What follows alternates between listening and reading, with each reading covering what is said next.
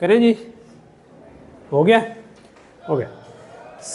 ये पीछे शीशा बंद कर देना था यार, उससे आवाज़ आएगी। दोनों ही बंद कर दो सही, ये दरमियान में कागज़ फंसा हुआ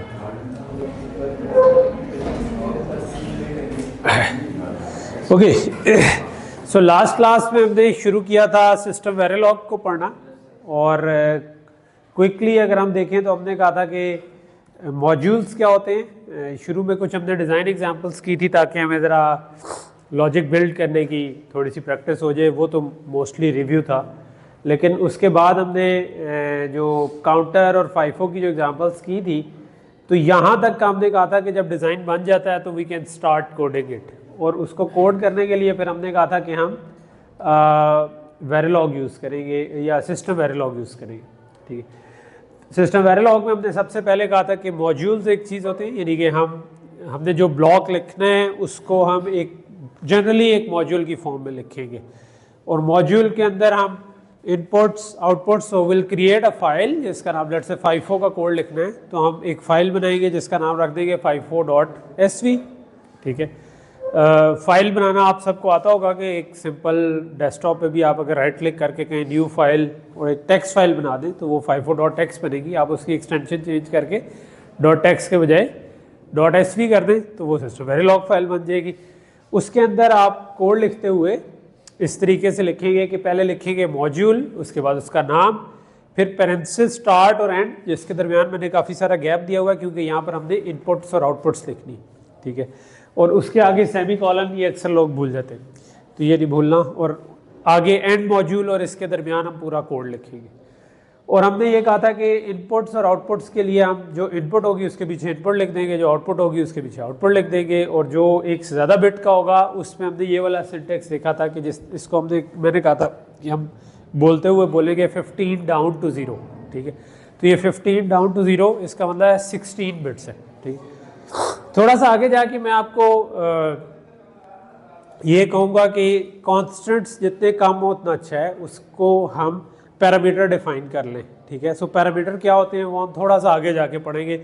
मैं आपके दिमागों को भी ओवरलोड नहीं करना चाह रहा कि पहले जो चीज़ एक छोटी है वो पक्की हो जाए, उसके बाद फिर हम कर लें, इसीलिए मैं थोड़ा सा रिवाइज भी साथ साथ कर रहा हूँ। और फिर हमने क्या पढ़ा था कि अगर हमने एक मॉड्यूल के अंदर मॉड्यूल बनाना हो, उसका यानी काउंटर का एक मॉड्यूल बना लिया हो, उसका इंस्टेंस बनाना हो तो इस तरह हम करेंगे और डॉट लगा कर उसको एक्सेस करेंगे।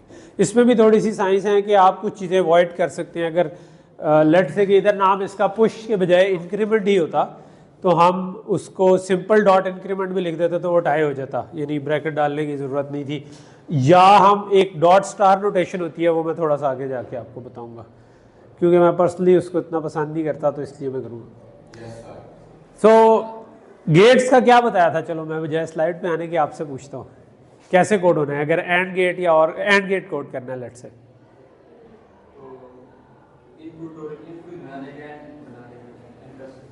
यानी क्या लिखेंगे, क्या इधर ऑलवेज या कॉम भूल रहा है, ये साथ साथ याद रखते हैं। ठीक है, ऑलवेज अंडरस्कोर कॉम। ठीक है, कॉम क्यों? कंघी के लिए, कॉम्बिनेशनल सर्किट के लिए। तो जो कॉम्बिनेशनल ब्लॉक है उसके साथ लिखेंगे always underscore com. Begin and क्या थे, बिगिन एंड क्यों लगाए?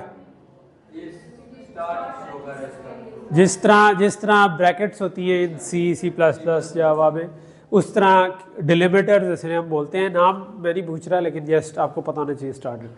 और इसके अंदर अगर मैंने गेट बनाना हो तो क्या करेंगे, लेट से A आउटपुट है और B और C इनपुट है।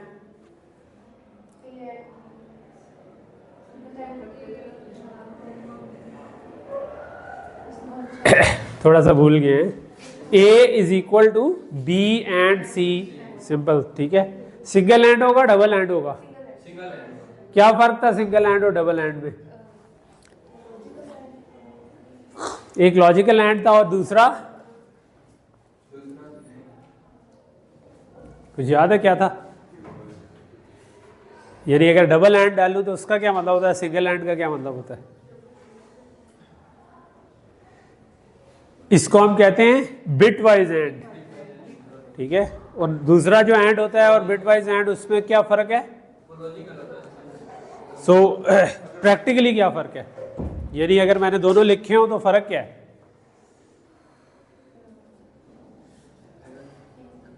मैंने बताया था पिछली क्लास में।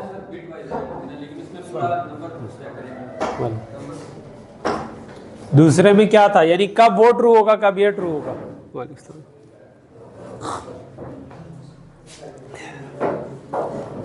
तैयारी नहीं करके आते हैं थोड़ा सा, मैं क्लास के स्टार्ट में पूछा करूंगा ताकि थोड़ा थोड़ा रेडी भी हो, ठीक है। क्लास पार्टिसिपेशन जो है ना वो इम्पोर्टेंट है, ठीक है। तो मैंने बताया था कि जब आप लॉजिकल एंड करते हैं तो उसका मतलब होता है कि any non zero value is considered as true. So अगर ए में कोई भी non zero value, sorry B और सी और डी को लेट से एंड करें, तो बी सी और डी में कोई भी नॉन जीरो वैल्यू पड़ी हुई है, तो इसका मतलब है कि तीनों जब एंड होंगे तो क्योंकि वो तीनों में कुछ नॉन जीरो पड़ा हुआ है तो ये ट्रू कंसिडर होगा। अगर इनमें से कोई एक भी जीरो हो, एग्जैक्टली जीरो हो, तब वो कंसिडर होगा फॉल्स और एंड गेट पर आउटपुट फॉल्स करेगा। ओके, सो ये तो हो गए हमारे गेट्स। और इसी तरह हमने और भी बनाया था, जॉर बनाया था, जिसके लिए ये कैप वाला सिंबल था, नॉट और नॉट। और नॉट में ही मैंने बताया था कि लॉजिकल नॉट भी होता है और ये वाला नॉट भी होता है। इसका मतलब होता है बिट वाइज नॉट, कि हर बिट को नॉट कर दो, ठीक है। लॉजिकल नॉट का क्या मतलब होता है? Just like and, any non zero value is considered as true, any zero value is considered as false. तो अगर मैं जीरो को नॉट करूंगा तो 1 आ जाएगा, लेकिन किसी भी नॉन जीरो वैल्यू का नॉट करूंगा तो वो 0 हो जाएगी। ओके और फिर हमने कहा था मक्स। अभी भी क्योंकि मक्स भी कॉम्बिनेशनल सर्किट है तो स्टिल ऑलवेज कॉम भी इस्तेमाल हुआ, बिगिन एंड इस्तेमाल हुआ, और उसमें हमने कहा था कि केस यूज होगा।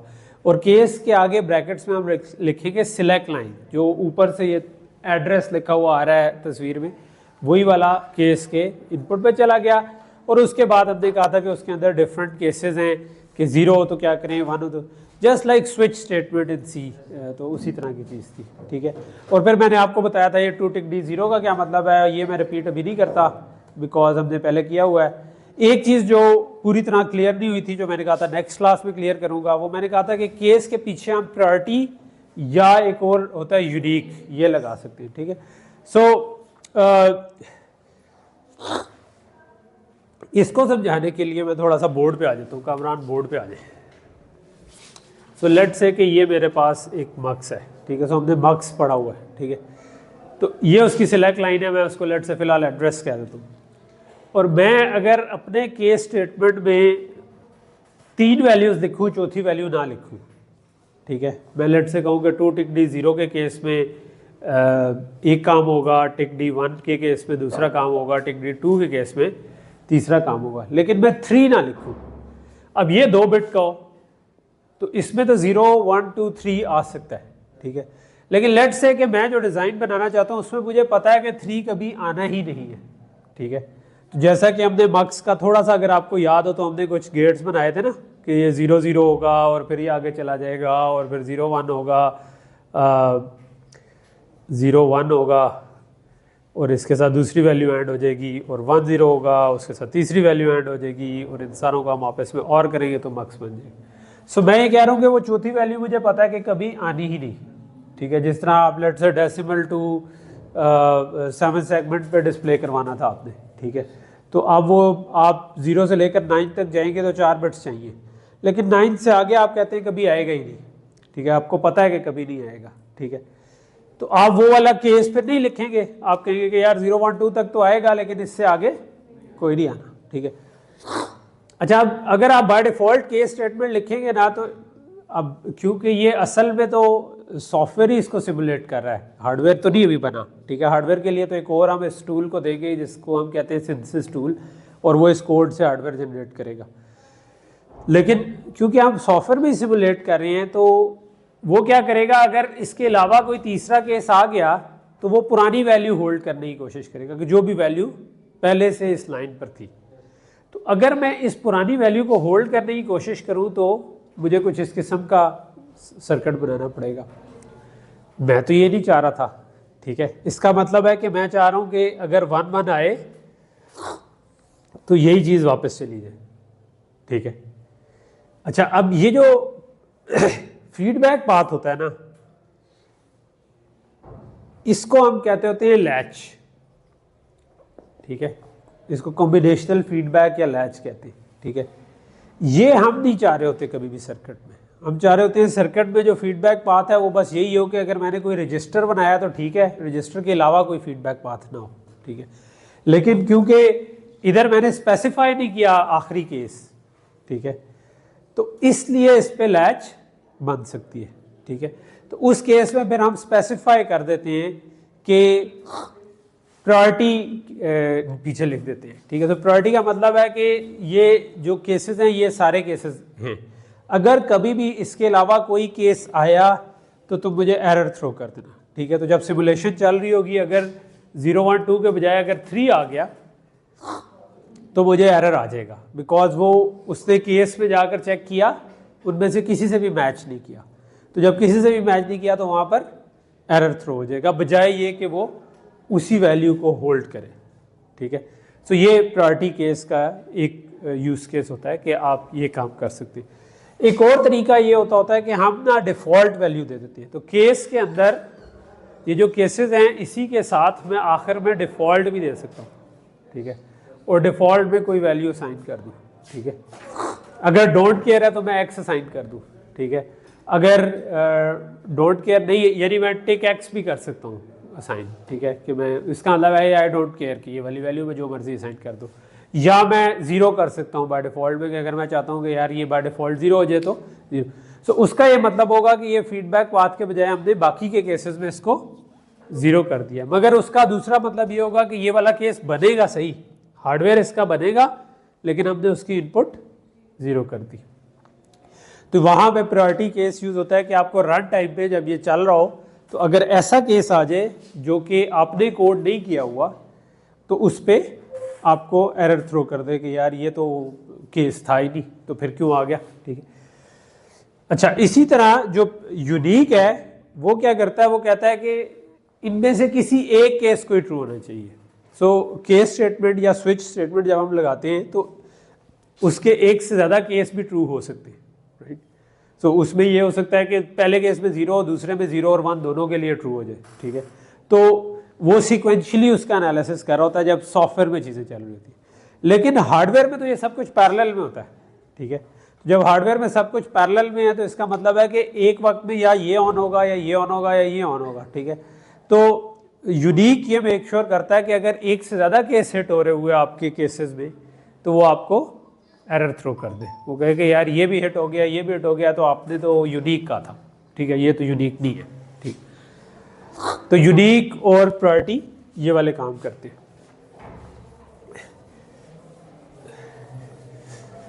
मैंने बीच में थोड़ा सा जिक्र किया कि हम इसको देते हैं सिंथेसिस टूल को, ठीक है।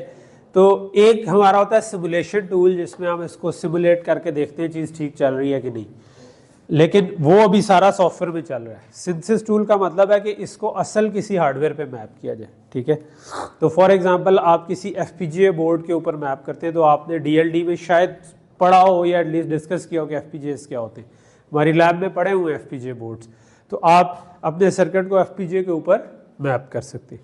अगर आप वाकई अपनी चिप बनाना चाहते हैं तो वो थोड़ा सा लंबा काम होता है, उसके लिए फैब चाहिए होती है, उसके लिए कुछ लेट से आप जो सस्ते भी हैं वो कुछ कह लो कि 10-20 हज़ार डॉलर आपको चाहिए होंगे कि आप फैब्रिकेशन करवाएं कि इतनी सारी चिप्स बने। लेकिन वो बहुत सारी बनती हैं तो पर चिप कॉस्ट बड़ी कम होती है, ठीक है। कि आप अमूमन जो जब आपने स्केल पे प्रोडक्शन करवानी हो फिर आप फैब्रिकेट करवाते, तो उसके लिए उनके सिंथेसिस टूल पे जाते हैं। तो लेकिन छोटा जो नॉर्मल FPGA का सिंथेसिस टूल है ये तो हम अगर लैब में भी हमारे पास विवाडो है, ज़ाइलिंक्स का एक टूल जिसके अंदर हम कोड देते हैं, वो सिंथेसाइज करके जनरेट कर देता है, बिट स्ट्रीम उसे हम कहते हैं, और वो हम FPGA को प्रोग्राम करके उसको एक्चुअल में बत्तियाँ जलती देख सकते हैं अपने हार्डवेयर से, ठीक। सो आपको वैसे असूली तौर पर DLD में ये करवानी चाहिए थी, अगर मैं पढ़ा रहा होता तो मैं आपको ये वाली बत्तियाँ शत्तियाँ कुछ जलवा कर ज़रूर दिखाता। फिर ये हम इधर हम सीधा अगले लेक्चर पे चले जाते। ओके, सो यूनिक और प्रायोरिटी खत्म हो गया। तो सिंथेसिस टूल का जिक्र मैंने क्यों किया? सिंथेसिस टूल का मैंने जिक्र इसलिए किया कि कई डायरेक्टिव्स हम देते हैं, जो हमारे नॉर्मल कमेंट्स होते हैं ना, उनमें हम बाज़ का सिंथेसिस टूल को डायरेक्टिव भी दे सकते हैं। जिस तरह यही जो प्रायोरिटी और यूनिक है ना, इसके लिए एक चीज़ लिखी जाती है पैरेलल केस और एक लिखा जाता है फुल केस। तो अगर ये मैं दोनों लिख दूं तो इसका मतलब है यूनिक और वो दोनों वाले काम मैंने उसको बता दिए कि ये पूरा का पूरा केस है, फुल केस का ये मतलब है, और पैरेलल केस का मतलब है कि यूनिक वाला केस है, कि इसमें ये नहीं है कि दो वैल्यूज़ एक वक्त में आ सके। ठीक है, ये वाली बात अगर नहीं भी याद रही तो डजेंट मैटर, क्योंकि ये थोड़ा सा आगे का टॉपिक है, लेकिन मैं जस्ट फॉर कंप्लीटनेस आपको बता रहा था।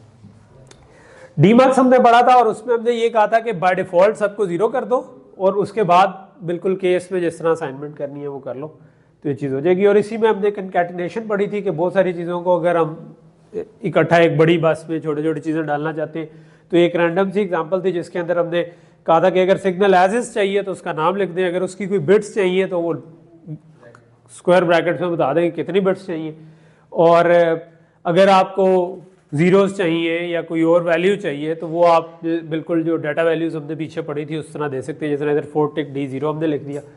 और अगर किसी चीज़ को रेप्लिकेट करना है तो उसके लिए ये थोड़ा सा वियर्ड सा सिंटेक्स है कि आपने जिस चीज़ को रेप्लिकेट करना है, जैसे हमने C को 3 दफ़ा करना था तो हमने C लिखा, उसके अराउंड करली ब्रैकेट डाली, फिर 3 लिखा कि इसको 3 दफ़ा रेप्लिकेट करो, लेकिन उसके अराउंड भी करली ब्रैकेट डालनी है। तो ये ज़हन में रखें कि जब आपने रेप्लिकेशन करनी है किसी चीज़ की तो 2 दफ़ा करली ब्रैकेट्स डलेगी, एक ओरिजिनल के अराउंड, एक जितनी दफ़ा करना है वो लिखने के अराउंड। ठीक है, ओके। सो यहाँ तक मेरा ख्याल हम लास्ट टाइम पहुँच गए थे ना, या हमने रजिस्टर भी कर लिए थे? रजिस्टर नहीं किए थे शायद। चलें, रजिस्टर से आज फिर हमारा फॉर्मली आज का लेक्चर शुरू करते हैं। ठीक, ओके। सो रजिस्टर्स जो हैं उनको करने के लिए हम, क्योंकि अब ये कॉम्बिनेशनल नहीं रहे, ठीक है, ये सिक्वेंशियल बन गए, तो इनके लिए हम आपको ऑलवेज कॉम के बजाय ऑलवेज फ्लिप फ्लॉप नज़र आ रहा है। FF जो लिखा हुआ है ये this is for flip flop, क्योंकि फ्लिप फ्लॉप और रजिस्टर्स एक ही चीज़ है। ठीक है, और इसके आगे एट भी लगा हुआ है और ब्रैकेट्स भी लगी हुई है। ये क्यों लगा हुआ है? यहाँ पर हम बताते हैं कि पॉज क्लॉक या नेगेज क्लॉक, तो रजिस्टर हम ऐसा भी बना सकते हैं जो कि नेगेज पे ट्रिगर हुआ करे। नेगेज से मुराद है कि एक क्लॉक का जो फॉलिंग एज होता है जब वो 1 से 0 हो रहा होता है, और पॉज एज का मतलब है कि 0 से जब 1 हो रहा हो, तो हम दोनों तरह से सर्किट बना सकते हैं कि वो नेगेज पे ट्रिगर हो या पॉज एज पे। मोस्ट ऑफ द टाइम हम पॉज एज पे चला रहे होंगे, ठीक है, ज़्यादातर कन्वेंशन यही चल रही है कि पॉज एज पे करें, लेकिन किसी किसी केस पे बाउंड्री पे एक चिप से दूसरी चिप को डाटा भेजना है तो कई दफ़ा हम नेगेज पे भेज देते हैं और उधर पॉज एज पे रिसीव कर लेते हैं, ताकि थोड़ा सा आधा साइकिल हो, तारों की लेंथ बराबर नहीं होती, थोड़ी देर में वो सिग्नल आगे पीछे भी हो जाए तो वो एज आने तक स्टेबल हो। इसके अंदर आपको एक दूसरी चेंज नज़र आ रही होगी। अभी आप खैर इफ एल्स हम ऑलवेज कॉम में भी यूज़ कर सकते थे, ठीक है, तो मैंने बताया नहीं, लेकिन अगर मुझे 2 to 1 मार्क्स बनाने तो मैं इफ एल्स भी लगा सकता था केस के बजाय। ठीक है, सिर्फ कोशिश हमने ये करनी है कि हर इफ का एल्स ज़रूर हो। ठीक है, ये ना हो कि कोई केस मिस हो जाए, नहीं तो लैच बन जाएगी, क्योंकि सिमुलेशन टूल करेगा कि यार उसको वापस वही वैल्यू होल्ड करनी है, लैच बन जाएगी। लैचेस हम नहीं चाहते अपने सिर्फ।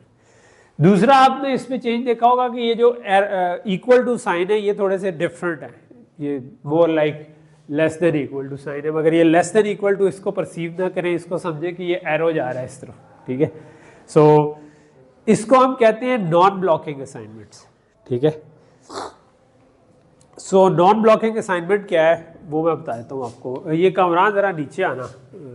ठीक है, सो अगर मैं किसी जगह पर कोई भी ब्लॉक था, फ्लिप फ्लॉप था, व्हाटएवर, इधर मैं लिखूँ A is equal to B let say और C is equal to A, ठीक है, तो एक ये तरीका लिखने का है और एक ये तरीका है कि मैं लिखूँ A इक्वल टू B और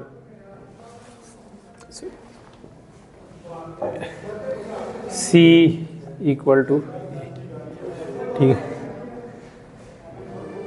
अच्छा, सो जब मैं ये लिखता हूँ तो सॉफ्टवेयर में ना या सीरीज में एग्जीक्यूट हो रहा होती है ये चीज़, तो इस बिगिन एंड के अंदर पहले B की वैल्यू A में जाएगी और फिर वही वैल्यू C में चली जाएगी। जब आप नॉन ब्लॉकिंग असाइनमेंट करते हैं इसका मतलब है ये दोनों काम पैरेलल में स्टार्ट कर दो।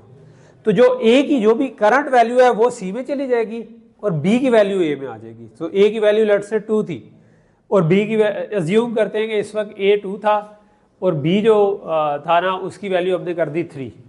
तो अगर मैं इधर जाऊंगा तो वो 3 ही इधर आया और वो 3 ही सी में चला गया। इधर किया तो मैंने क्या किया कि जो 2a की वैल्यू थी वो सी में चली गई और 3a में चली गई। तो a के ऊपर जो वैल्यू यानी कि ये दोनों पैरेलल में चल रही हैं, तो करंट वैल्यू जो a की थी वो c में गई बजाय ये कि जो b से आनी थी, जो नई वैल्यू आनी थी। ठीक है, तो इसलिए इसको हम कहते हैं नॉन ब्लॉकिंग असाइनमेंट। ठीक है, इसको हम कहते हैं ब्लॉकिंग असाइनमेंट कि पहले एक होगी फिर दूसरी होगी फिर तीसरी होगी, तो जब तक पहली ना हो तो अगली ब्लॉक्ड है। ठीक है, ये नॉन ब्लॉकिंग है कि आपने जब ये कर रहे हैं तो इसमें आपने अगले वाले को नहीं रोका, अगला वाला पैरेलल भी कर रहा है। हम जब कोड लिख रहे होंगे तो हम ये जो ऑलवेज कॉम ब्लॉक हैं उनमें हम ये यूज कर रहे होंगे और always F at positive clock वाले जो होंगे उनमें हम ये यूज कर रहे होंगे। तो ये बिल्कुल यानी कि ये पूरा अगर नहीं भी समझ आया तो जो सिंपल सा रूल याद रख लें कि ऑलवेज फ्लिप फ्लॉप वाले में ये वाला यूज कर रहे हैं और ऑलवेज कॉम में दूसरा। उसका रीजन ये है कि यहाँ पर हम अमूमन कई दफ़ा ऐसी लॉजिक लिख रहे होते हैं जो कि हम चाहते हैं कि सीक्वेंस में एग्जीक्यूट हो। मिसाल के तौर पर अभी मैंने थोड़ी देर पहले आपको क्या लिखा था कि ए बी सी डी सब के सब 0 हो जाएं और उसके बाद मैंने केस लगाया था। सो मैं चाहता हूं कि डिफॉल्ट में 0 और अदरवाइज केस हो। तो ये उसको अच्छा मॉडल कर रहा है कि जो डीमक्स ने असल में करना है। ठीक है, तो अगर मैं इधर नॉन ब्लॉकिंग कर देता तो फिर इन्होंने पैरेलल में 0 हो जाना था और बाद में दोबारा उन्हीं को वैल्यू साइन होती तो वो कहता है ये क्या कर रहे हैं, 2 वैल्यूज सेम वेरिएबल को साइन कर रहे हैं, वो उनको एक्स कर देता। ठीक है, और ये वाला प्रॉब्लम आ जाए। ठीक है, तो इसके अंदर जब हम करते हैं तो ये वाला काम, जो रजिस्टर है उसके अंदर क्या होता है कि जब आपका एक पॉजिटिव क्लॉक आता है तो हम एग्जैक्टली यही चाह रहे होते हैं कि ये जो इनपुट आ रही है ये आउटपुट पे चली जाए।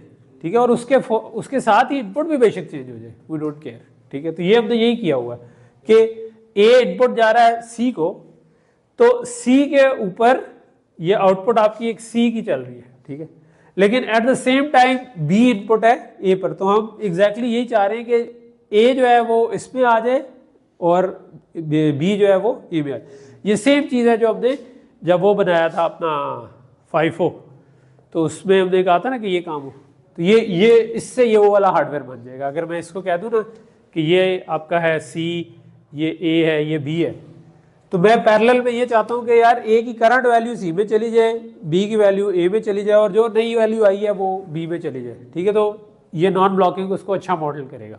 ठीक है, जो सिंथेसिस टूल होता है वो इनमें कोई फर्क नहीं करता। सिंथेसिस टूल जो है उसको जब हम देंगे कोड ये वाला उठा के, वो कहेगा अच्छा ऑलवेज फ्लिप फ्लॉप है, रजिस्टर लगा दो। ठीक है, उसको इससे फर्क नहीं पड़ता। ये जो हम लिख रहे हैं इसका फर्क पड़ता है कि जब हम सॉफ्टवेयर में उसको चेक करेंगे तो वो क्या वैल्यूज ठीक ले रहा होगा या नहीं। तो अगर हम ये वाला रूल ध्यान में रखें कि ऑलवेज फ्लिप फ्लॉप में हमेशा ये लगानी है, ऑलवेज कॉम में वो लगानी है, तो हमारा काम ठीक चलता रहेगा। तो जो टेक अवे पॉइंट है, अगर ये सारी डिटेल नहीं भी समझ आई तो टेक अवे पॉइंट क्या है कि ऑलवेज फ्लिप फ्लॉप में नॉन ब्लॉकिंग, ऑलवेज कॉम में ब्लॉकिंग असाइनमेंट। ठीक है,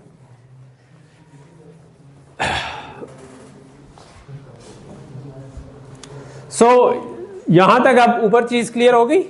कामरान वापस ऊपर जाइएगा। सो अगर मैं ये लिखूं always flip flop at positive clock begin and if reset reg out is equal to 0 else reg out is equal to reg in, तो इसका मतलब है कि जो भी वैल्यू इनपुट में आ रही है वो जैसे ही पॉजिटिव क्लॉक आएगा वो सैंपल होके रजिस्टर में सेव हो जाएगी, रेज आउट पे आना शुरू हो जाएगी। और रीसेट क्यों डाला हमने, टिपिकली हम चाहते हैं कि ये जो रजिस्टर्स होते हैं ना ये हमारी पूरी स्टेट होते हैं, यानी कि सर्किट के अंदर जो वैल्यू सेव्ड हैं वो सारी की सारी रजिस में। तो हम चाहते हैं कि जब लेट से अपने हार्डवेयर को ऑन करें उस वक्त किसी नोन स्टेट में हो, ये ना हो कि वो रैंडम सी किसी स्टेट में हो। ठीक है, तो हम उसको नोन स्टेट में लाने के लिए क्या करते हैं, हम एक रीसेट सिग्नल रखते हैं और ज़्यादातर रजिस्टर्स को रीसेट कर देते हैं, जो भी इंपॉर्टेंट रजिस्टर्स हैं। उससे क्या होता है कि आप ऑटोमेटिकली जब ऑन हुआ तो वो एक नोन स्टेट में चला गया और उसके बाद फिर उसने अपना काम करना शुरू किया। फॉर एग्जांपल FIFO है, उसके काउंटर को हम 0 करना चाहेंगे ताकि वो स्टार्ट में FIFO खाली हो, ठीक है। FIFO एम्प्टी हाई हो जाएगा, FIFO फुल 0 हो जाएगा, तो वो ऑटोमेटिकली हो जाएगा। सो यहाँ तक चीज़ समझ आ रही है कि रीसेट का मकसद क्या है कि सब रजिस्टर्स जितने भी हम बना रहे होंगे, हर रजिस्टर में ये डालना ज़रूरी नहीं होता। यानी अगर कोई ऐसा जिसको हम कहते हैं फीड फॉरवर्ड रजिस्टर है कि पीछे से बस इनपुट आ रही थी, वो खुद ही उसको बस उसने आगे फॉरवर्ड करना है, तो वो कई दफ़ा हम उसमें नहीं भी डालते रीसेट। उसको सिंपल ये लिख देंगे always at positive clock reg out is equal to reg in, ठीक है, नॉन ब्लॉकिंग हमेशा, ठीक है। तो वो क्या होगा कि वो स्टिल वो ठीक है। लेकिन जो भी इंपॉर्टेंट रजिस्टर्स हैं जिन्होंने आप चाहते हैं कि जिस वक्त ऑन हो तो ये रजिस्टर एक नॉन वैल्यू पे हो, तो हम उसको रीसेट पे कोई ना कोई वैल्यू दे देंगे। इधर हमने 0 दी हुई है, आप इसको कोई और वैल्यू भी देना चाहें तो दे सकते। दूसरा हमने एक चीज़ पढ़ी थी कि रजिस्टर में अक्सर हम चाहते हैं कि रजिस्टर के साथ इनेबल भी हो, राइट। सो रजिस्टर के साथ एक हम चाहते हैं कि इनेबल सिग्नल भी हो। तो ये ऊपर जो हाईलाइट हुआ है ये वही पॉइंट शो कर रहा है कि पॉजिटिव क्लॉक हो तो नॉन ब्लॉकिंग, ठीक है। तो ये ध्यान में रखें, ओके। सो इनेबल जो है वो हमने एक पढ़ा था कि हम हमेशा ये नहीं कई दफ़ा चाह रहे होते कि रजिस्टर हर साइकिल में सेव कराओ, बल्कि हम चाहते हैं हमारे पास कंट्रोल हो कि जब हमने सेव कराना है तो कराएं, नहीं तो ना कराएं। यही फीचर हमने रेज फाइल में भी यूज़ किया था, यही फीचर हमने FIFO में यूज़ किया था कि पुश आए तो सेव करो, नहीं तो ना सेव करो, ठीक है। सो इनेबल अगर हो तो फिर हम लिखेंगे एल्स इफ और उसके ब्रैकेट में इनेबल डाल देंगे। तो इससे क्या होगा कि ऑटोमेटिकली टूल को समझ आ जाएगी कि अगर इनेबल आया तो तभी सेव करना है, नहीं तो जो पुरानी वैल्यू है वो उसके अंदर पड़ी रहने दो। यहाँ तक चीज़ क्लियर हो गई, हमारा रजिस्टर भी ख़त्म हो गया। यहाँ पर मैं थोड़ा सा आपको जो ऑलवेज कॉम में मैं कह रहा था कि हर इफ का एल्स होना चाहिए, ठीक है। इधर मैंने आपको नहीं कहा, एल्स इफ के आगे एल्स नहीं हमने डाला हुआ इधर, ठीक है। ऑलवेज फ्लिप फ्लॉप में इसकी ज़रूरत नहीं है। ऑलवेज कॉम में हमें डर क्या है कि उससे लैच बन जाएगी, राइट, इसलिए हम एल्स डालते हैं। ऑलवेज फ्लिप फ्लॉप में हमें ये डर नहीं है क्योंकि हम चाह ही ये रहे हैं कि रजिस्टर बने जिसने वैल्यू सेव करनी है, ठीक है। तो इसमें नहीं, वो रजिस्टर ही बन जाता है ना, रजिस्टर खुद भी एक कह लो कि 2 लैचेस से मिलकर ही बना होता है ना। तो हमने क्योंकि पॉजिटिव क्लॉक डाला हुआ है तो ये 2 लैचेस, तो इधर तो हम चाह ही रहे हैं कि वो बने, ठीक है, कि वो वैल्यू होल्ड करे। तो इसलिए इसमें हमें कोई मसला नहीं है, इसमें हम इफ का एल्स आखिरी एल्स ना भी डालें तो it doesn't matter. Adder, subtractor, multiplier वगैरह बनाने हो, अगेन कॉम्बिनेशनल ब्लॉक हैं, always comb A is equal to C is equal to A plus B करेंगे तो ये एडर बन जाएगा, ए माइनस बी करेंगे तो सबट्रैक्टर बन जाएगा, ए स्टेरिक भी करेंगे तो मल्टीप्लायर बन जाएगा, ठीक है। ये ध्यान में रखें कि जब आप एडर या मल्टीप्लायर बना रहे हो तो इस चीज़ का ख्याल रखें कि आपकी रेंज है क्या। यानी अगर आप रेंज के बिल्कुल बाउंड्रीज पे खेल रहे हैं तो आपको पता होना चाहिए कि जब 2 मैक्सिमम नंबर्स को ऐड करेंगे तो 1 बिट एक्स्ट्रा होनी चाहिए उसमें। इसी तरह अगर मल्टीप्लाई करेंगे तो बिट्स डबल हो जाती है, ठीक है। इंटीजर को इंटीजर से मल्टीप्लाई करें या किसी भी साइज के इंटीजर को करें। अच्छा, ये मैंने लिख तो दिया कि a plus B, A asterisk B, हमेशा ये हम नहीं कर रहे होते। जिस तरह हमने जब मल्टीप्लायर को थोड़ा सा देखा था तो हमने कहा था कि उसमें शुरू में ऐड करके हम बहुत सी पार्शियल प्रोडक्ट्स ले लेते हैं और फिर उनको कंप्रेस करके और आखिर में एडर लगाते हैं, ठीक है।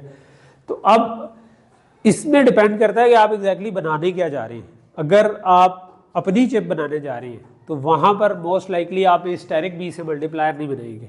आप क्या करेंगे, आप वो सारे जो उसकी लॉजिक को खुद से बिल्ड करेंगे कि एंड गेट से पार्शियल प्रोडक्ट जनरेट करेंगे, उनको कंप्रेस करेंगे और उसके बाद एडर लगाएंगे और जो भी मल्टीप्लिकेशन का फास्टर तरीन एल्गोरिदम आपको लगे और जो बेहतरीन आपके केस के लिए हो वो आप करने की कोशिश करेंगे। लेकिन फॉर एग्जांपल आप FPGA के ऊपर इम्प्लीमेंट कर रहे हैं, वहाँ पर आप ए स्टेरिक भी कर लेंगे बिकॉज उसमें बने बनाए मल्टीप्लायर पड़े हुए हैं, ठीक है।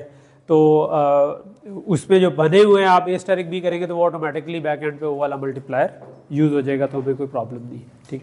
तो ये छोटे छोटे से फ़र्क हैं, लेकिन इस वक्त फर्स्ट प्रायोरिटी है कि आपको थोड़ा सिस्टम वेरिलॉग आ जाए तो हम कुछ डिटेल जो है वो साथ साथ रिव्यू करते रह करेंगे। अभी तक हमने डेक्लेरेशंस को ज़्यादा चेक नहीं किया था कि ये जो सारे हम A B C बना रहे हैं वो क्या होंगे। तो सिस्टम वेरिलॉग में हम टिपिकली उनको लॉजिक डिक्लेयर करेंगे, ठीक है। सो 4-5 किस्म की डेक्लेरेशन होती हैं, ठीक है। रेज, वायर, लॉजिक, बिट, ठीक है, ये डिफरेंट तरह की है। लेकिन जो रेज और वायर हैं दे आर मोर फ्रॉम जो इसका प्रीडिसेसर था जो वेरिलॉग वहाँ से, सो उसको लॉजिक ने रिप्लेस कर दिया, ठीक है। और तो बेहतर है कि आप हर जगह लॉजिक यूज़ कर रहे हो, किसी किसी जगह कोड में आपको रेज वायर नज़र आए तो उससे परेशान हो, ठीक है। और कहते हैं उस वक्त पढ़ लेना कि रेज और वायर को कैसे यूज़ करना है, अभी मैं उससे कंफ्यूज आपको नहीं करूँगा। सो बेसिकली अगर मैंने C = A + B किया हुआ है तो मुझे इनको लॉजिक कहीं पर डिक्लेयर भी करना है, ठीक है। ऑलवेज कॉम के अलावा एक और स्टेटमेंट भी यूज़ होती है जिसको हम असाइन कहते हैं, लेकिन असाइन में सिंगल स्टेटमेंट होती है। तो अगर मैंने C = A + B चाहे इस तरह लिखा हो या इस तरह लिखा हो, जिस तरह दोनों तरफ राइट लेफ्ट लिखा है, इससे ये नीचे वाला सर्किट ही बनेगा जो देखा हुआ है। और अगर मैं इसको रिप्लेस कर दूं always flip flop at positive clock से और उसमें C = A + B लिख दूँ, तो उससे सर्किट में ये चेंज आ जाएगी कि अब क्या होना चाहिए, ऑलवेज फ्लिप फ्लॉप से क्या बनता है एट पॉजिटिव क्लॉक रजिस्टर। सो आप रजिस्टर किधर लगेगा आपके ख्याल में, एडर के आगे, ठीक है। तो यहाँ पर फिर आपका एक रजिस्टर बन जाएगा, ठीक है। तो ये आप काइंड ऑफ कोड लिख रहे होंगे तो ऑटोमेटिकली इससे रजिस्टर्स बनना शुरू हो जाएंगे और बाकी चीज़ें बनना। सो जब आप इसको कोड करने का आप तरीका क्या है, ठीक है। यहाँ तक तो हमने मॉड्यूल बना दिया, गेट्स बना दिया, अब सारी चीज़ें हमने ना पीसेस पढ़ ली है, लेकिन अब मेरे पास एक कोई किसी ने मुझे डायग्राम बना के दे दिया कि यार ये डिज़ाइन है, इसको कोड करके ला दो, ठीक है। तो अब आप उस काबिल हो गए कि आप ये कर सकते हैं, ठीक है। अगर आपको सारा कुछ याद नहीं है तो स्टिल स्लाइडें मैंने शेयर की हुई, आप खोल के देख देख के कर लेंगे, लेकिन कर सकते हैं, ठीक है। एंड इसमें कोई हर्ज नहीं कि स्टार्ट में ऐसे ही करें, ठीक है, कि अच्छा यार मार्क्स का कैसे कहा था भूल गया, चलो देखो, ठीक है। लेकिन लिखेंगे तो एक दफ़ा लिखने से आपको याद हो जाएगा, 2 दफ़ा लिखेंगे तो फिर आपको उसके बाद दोबारा देखना भी नहीं पड़ेगा, ठीक है। सो बेसिकली पहला काम हम ये करते हैं कि we come up with a design diagram. जिस तरह हम काउंटर के केस में, FIFO के केस में हमने पहले डिज़ाइन डायग्राम बनाई। मैं दोबारा ये कह रहा हूँ, पिछली क्लास में भी कहा था, never code before you have a design diagram, ठीक है। It's not software, it's hardware describe करना है तो आप हमेशा अपने सामने डिज़ाइन डायग्राम रखें और उसको कोड करें, ठीक है। सो जो आपका दिमाग कंज्यूमिंग काम है वो है असल में डिज़ाइन तक पहुंचना। जब आप डिज़ाइन तक पहुंच गए, उसको कोड करना इज़ अ फेयरली डम प्रोसेस, उसके अंदर आपको कोई ज़्यादा दिमाग की ज़रूरत नहीं होती। टिपिकली मेरा फ्लो ये होता है कि मैं कहते हैं जब डिज़ाइन कर रहा होता हूँ तो I don't want any distractions, और मैं फोकस करके अमूमन स्क्रीन से हट के कागज़ के ऊपर डिज़ाइन करता हूँ, या बोर्ड हो तो बोर्ड के ऊपर डिज़ाइन करता हूँ, ठीक है। बोर्ड पे किया हुआ तो उसकी तस्वीर खींची और उस तस्वीर को सामने रखा और कोड करना शुरू कर दी, ठीक है। और अगर कागज़ पे बना हुआ तो कागज़ भी सामने रखा और कोड करते हुए, बेशक मैं तो हेडफोन्स लगा लेता हूँ आराम से, बेशक म्यूज़िक चल रहा हो और आप लगे हुए हैं फ्लो में ठकाठक कोड करते जा रहे हैं, क्योंकि अब आपने सोचना नहीं है, you don't need full attention on that, because so आप जिस तरह होता है ना कि कुकिंग करते हुए साथ हेडफोन्स लगा लें या कुछ और कर लें, तो ये वाला काम जो है ये ऐसा है जिसमें आपकी फुल अटेंशन नहीं चाहिए, ठीक है। तो ये आप कर सकते हैं। तो मैं कहना ये चाह रहा हूँ कि अभी आपके लिए कोडिंग मुश्किल काम है, बिकॉज आपने पहली दफ़ा देखी है। तो पहली दफ़ा जब कोई सीखते हैं तो we have to engage ourselves fully. लेकिन अगर आप थोड़ी सी सही प्रैक्टिस कर लेंगे तो आप चंद हफ्तों बाद coding would become a norm, और असल काम होगा कि डिज़ाइन तक पहुँचे। डिज़ाइन पहुँच गया तो आप कोड कर लें, ठीक है।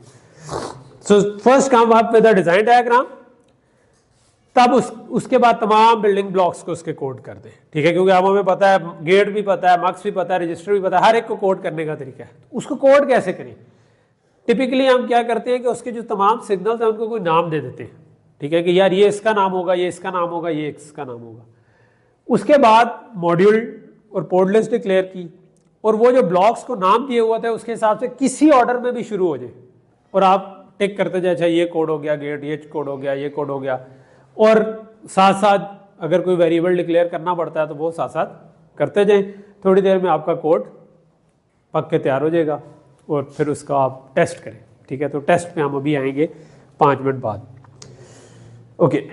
सो अब लेट्स से कि ये डिज़ाइन है।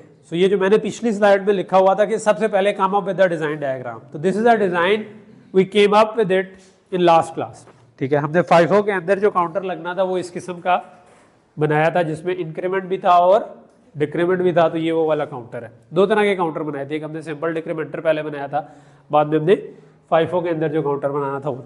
तो that is kind of a simple example जिसमें मार्क्स भी आ जाता है, गेट भी आ जाता है, और रजिस्टर भी आ जाते हैं, ठीक है। ये जो आपने 2 लेक्चर में सीखा है ना, अगर ये भी किसी ने सही सीखा हो ना तो प्रॉब्ली वो भी छोटी मोटी जॉब कर सकता है हार्डवेयर डिज़ाइन की। कहते हैं हम लोग जब हायर कर रहे होते हैं तो टिपिकली 2-1 सवाल तो सिंपल यही होते हैं कि मैं आपको एक आध कोई इसी किस्म का कोई डायग्राम दे दूंगा, मैं वो कोड लिख दूँ, ठीक है। तो वो जो बंदा कोड लिख रहा होता है उसके लिखे हुए कोड से, उसके लिखने के अंदाज से अगर मैं उसको वो ऑनलाइन कुछ कह रहा हूँ तो वो जब टाइप कर रहा होगा, मैं उनका स्क्रीन शेयर कर दूँ तो मुझे खुद नज़र आ जाएगा कि वो पहली दफ़ा लिख रहा है या नहीं लिख रहा। सिंपल इंडेंटेशन से ही पता चल जाता है, लेकिन बहरहाल कोड अगर कोई ठीक इसको कर दे तो एक मेरे दिमाग में सेट हो जाएगा यार अच्छा कोडिंग तो आती है। अब इसका उलट प्रॉब्लम इससे पूछो कि डिज़ाइन आता है कि नहीं, ठीक है। So let's give him a problem जिसमें उसको कुछ सोचना पड़े, जिस तरह ये इंक्रीमेंटर डिक्रीमेंटर फाइफो टाइप की चीज़ बनाई है, कोई छोटा सा डिज़ाइन प्रॉब्लम दे दिया जिसमें वो सोचे it come up with a design. अगर डिज़ाइन से भी आ गया तो इसका मतलब है कि ठीक है बाकी का काम हम ट्रेन कर लेंगे, कोई मसला नहीं, यहाँ तक बच्चा ट्रेंड है, ठीक है। तो उसमें वो है। Okay, so coming back to, थोड़ा मुझे इंसेंटिव देना पड़ता है आपको कि ताकि ड्राइव रहे, ठीक है। सो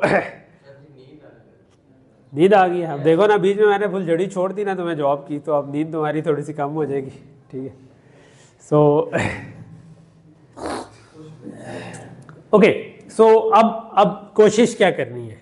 कोशिश ये करनी है कि अब हम इसको कोड करेंगे तो आप लोगों ने, नींद से बचने का एक तरीका ये होता है कि थिंक अबाउट इट, कि जो मैंने पीछे पॉइंट्स बताए हैं और मैं जब पूछूं तो आप बताएं कि यार ये करना है नेक्स्ट, उससे आपकी नींद आधी कम हो जाएगी और ऑटोमेटिकली टाइम तो आप इधर लगा ही रहे हैं मजबूरी से या उससे जिस तरह भी, ठीक है। कुछ मुझे पता है हम बहालते मजबूरी बैठे हुए हैं, कुछ जो है वो शौक से बैठे, लेकिन अगर आप जिस तरह से, हाँ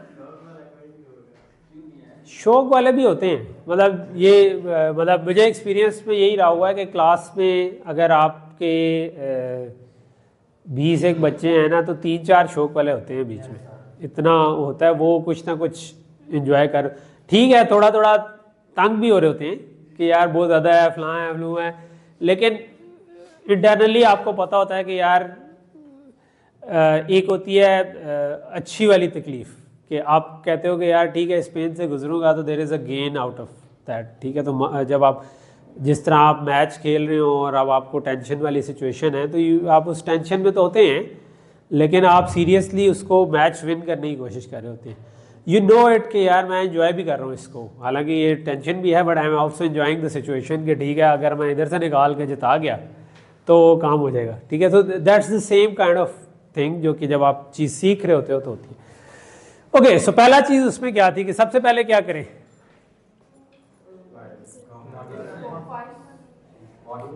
मॉड्यूल बनाए, ठीक है। और मॉड्यूल की पोर्ट्स कौन सी होती है, जो इनपुट और आउटपुट, तो इसकी क्या इनपुट आउटपुट है, इंक्रीमेंट डिक्रीमेंट और काउंट। तो मुझे एक फाइल बनानी चाहिए जिसके अंदर मैं लिखूं क्या सिंटेक्स था पहले, मॉड्यूल फाइल मॉड्यूल में इसका नाम क्या होना चाहिए, काउंटर, ठीक है। और फिर ब्रैकेट शुरू खत्म। तो उससे पहले मैंने एक और चीज़ कही थी कि हम डिफरेंट वायर्स का नाम देते, तो लेट से मैंने ये डिफरेंट वायर्स का नाम भी दे दिया। अब ये मेरे सामने है तो अब मैंने कोड करना है, तो मैंने ये समझे कि जो लेफ्ट से आया ये वो फाइल खुल गई। तो इस फाइल के अंदर मैं लिखूंगा मॉड्यूल, सबसे पहला काम यही था कि मैंने इनपुट आउटपुट और पोर्ट लिस्ट बतानी। तो मैंने इनपुट्स, ओ ये तो कट रहा है ऊपर से, इसकी क्या वजह है, मेरे पास तो पूरा नजर आ रहा है। जूम झूम तो कोई नहीं हुआ। अच्छा दिस इज नॉट गुड, लेकिन आप मेरे पे एतबार करके ये समझिए जो इनपुट क्लॉक लिखा हुआ है टॉप पे, उसके ऊपर लिखा हुआ है मॉड्यूल काउंटर, ठीक है। That's it. यानी कि बोर्ड पे मैं लिख देता हूँ कि मॉड्यूल काउंटर, मेरे पास जो स्लाइड है उसमें नज़र आ रहा है, बट समहाउ इसका कोई प्रॉब्लम है, ठीक है। और ब्रैकेट शुरू, और बाकी तो आपको नज़र आ रहा है यहाँ तक। और फिर इसके एंड पे नीचे से भी कटा हुआ है, वहाँ पर लिखा हुआ है एंड मॉड्यूल, ठीक है। टिपिकली क्योंकि ताकि मैं आखिर में लिखना भूल ना जाऊँ, तो मैं जब मॉड्यूल डालता हूँ तो साथ ही एंड मॉड्यूल भी डाल देता हूँ लिखते हुए कोड, ठीक है, ताकि बाद में भूल। केस लिखूँ तो एंड केस भी साथ ही डाल देता हूँ, ठीक है। बिगिन लिखा एंड साथ ही डाल दिया ताकि आपको भूले ना। तो यहाँ तक चीज़ क्लियर होगी कि पहला तो हो गया ये इनपुट आउटपुट पोर्ट्स इस तरह की थी, ठीक है। अक्सर हम वैसे इनके साथ भी लॉजिक लिख देते होते हैं, ये मैंने अभी लिखा नहीं इधर बाय डिफॉल्ट, क्योंकि ये वायर होती है, जो बिकॉज ऑफ क्योंकि वेरिलॉग से ड्राइव हुआ है तो इट्स बेटर कि आप इनपुट के आगे स्पेस लिख के लॉजिक भी लिख दें, ठीक है, कि ताकि वो डिक्लेयर जो इनपुट और आउटपुट्स हो रही है वो सारी लॉजिक टाइप पर डिक्लेयर हो जाए। लॉजिक टाइप के कुछ फ़ायदे हैं, आपको अगर वेरिलॉग पढ़ा रहा होता तो फिर मुझे वायर और रेज के अंदर जो कुछ अजीब अजीब से मसले थे वो भी समझाने पड़ने थे, वो लॉजिक में नहीं आते, इसलिए बेहतर है कि हम इधर लॉजिक भी साथ साथ।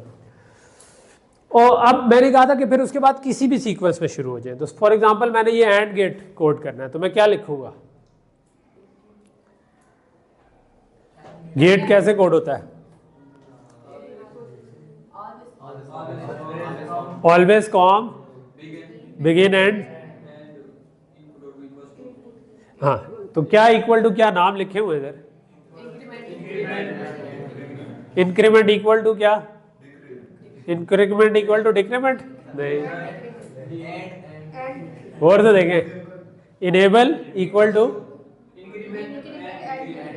इंक्रीमेंट एंड, ये एंड गेट है, और इंक्रीमेंट और डिक्रीमेंट, ठीक है।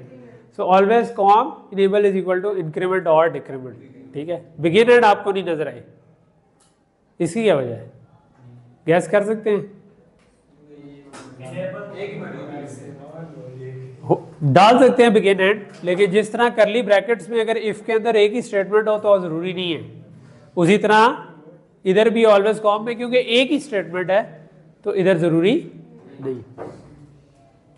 अब क्योंकि ये इनेबल एक नया आया है जो कि डिक्लेयर नहीं है तो साथ साथ हम डिक्लेयर करते जाएंगे कि लॉजिक इनेबल, ओके। एक चीज होगी, चेक हो गया कि जी और गेट तो बन गया। अब आगे मार्क्स पे, मार्क्स कैसे बनता है, लेकिन कोड कैसे लिखते हैं, ऑलवेज फ्लिप फ्लॉप था या ऑलवेज कॉम बिगिन एंड, और उसके अंदर क्या करते हैं, केस के आगे क्या आएगा, जो इस केस में क्या है, इंक्रीमेंट है, ठीक है। अगर वो इंक्रीमेंट हो तो क्या करूं,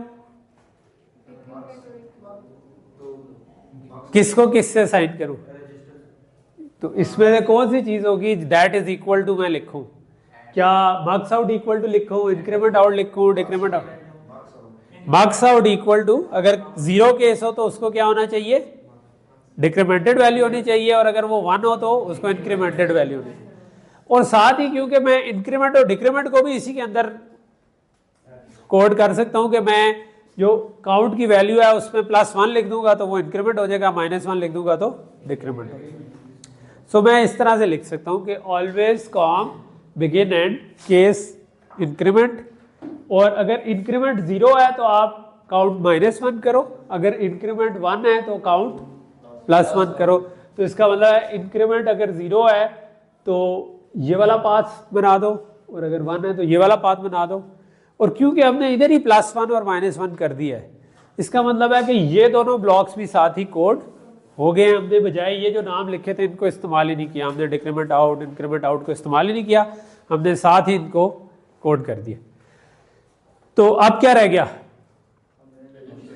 रजिस्टर रह गया, ठीक है। मार्क्स आउट क्योंकि नया था तो ऊपर हमने डिक्लेयर भी कर दिया। रजिस्टर को कैसे कोड करते हैं, always FF always underscore FF at posedge clock, ठीक है। और उसके अंदर फिर क्या था, आपकी यादाश्त का इम्तिहान है साथ, इफ में क्या था, इफ रीसेट, तो ठीक है। नॉन ब्लॉकिंग असाइनमेंट में इसका क्या नाम है रजिस्टर का, काउंट, तो count non blocking equal to 0 reset के केस में, एल्स होगा या एल्सिफ होगा, एल्सिफ होगा। और उसमें इनेबल इस केस में क्या है, इनेबल ही है क्योंकि हमने ऊपर इनेबल बनाया हुआ है, तो सेम ही है ना, और करके हमने इनेबल बनाया था। एल्सिफ इनेबल, अगर इनेबल आ रहा है तो क्या करें, count equal two marks out, ठीक है। क्या हो गया?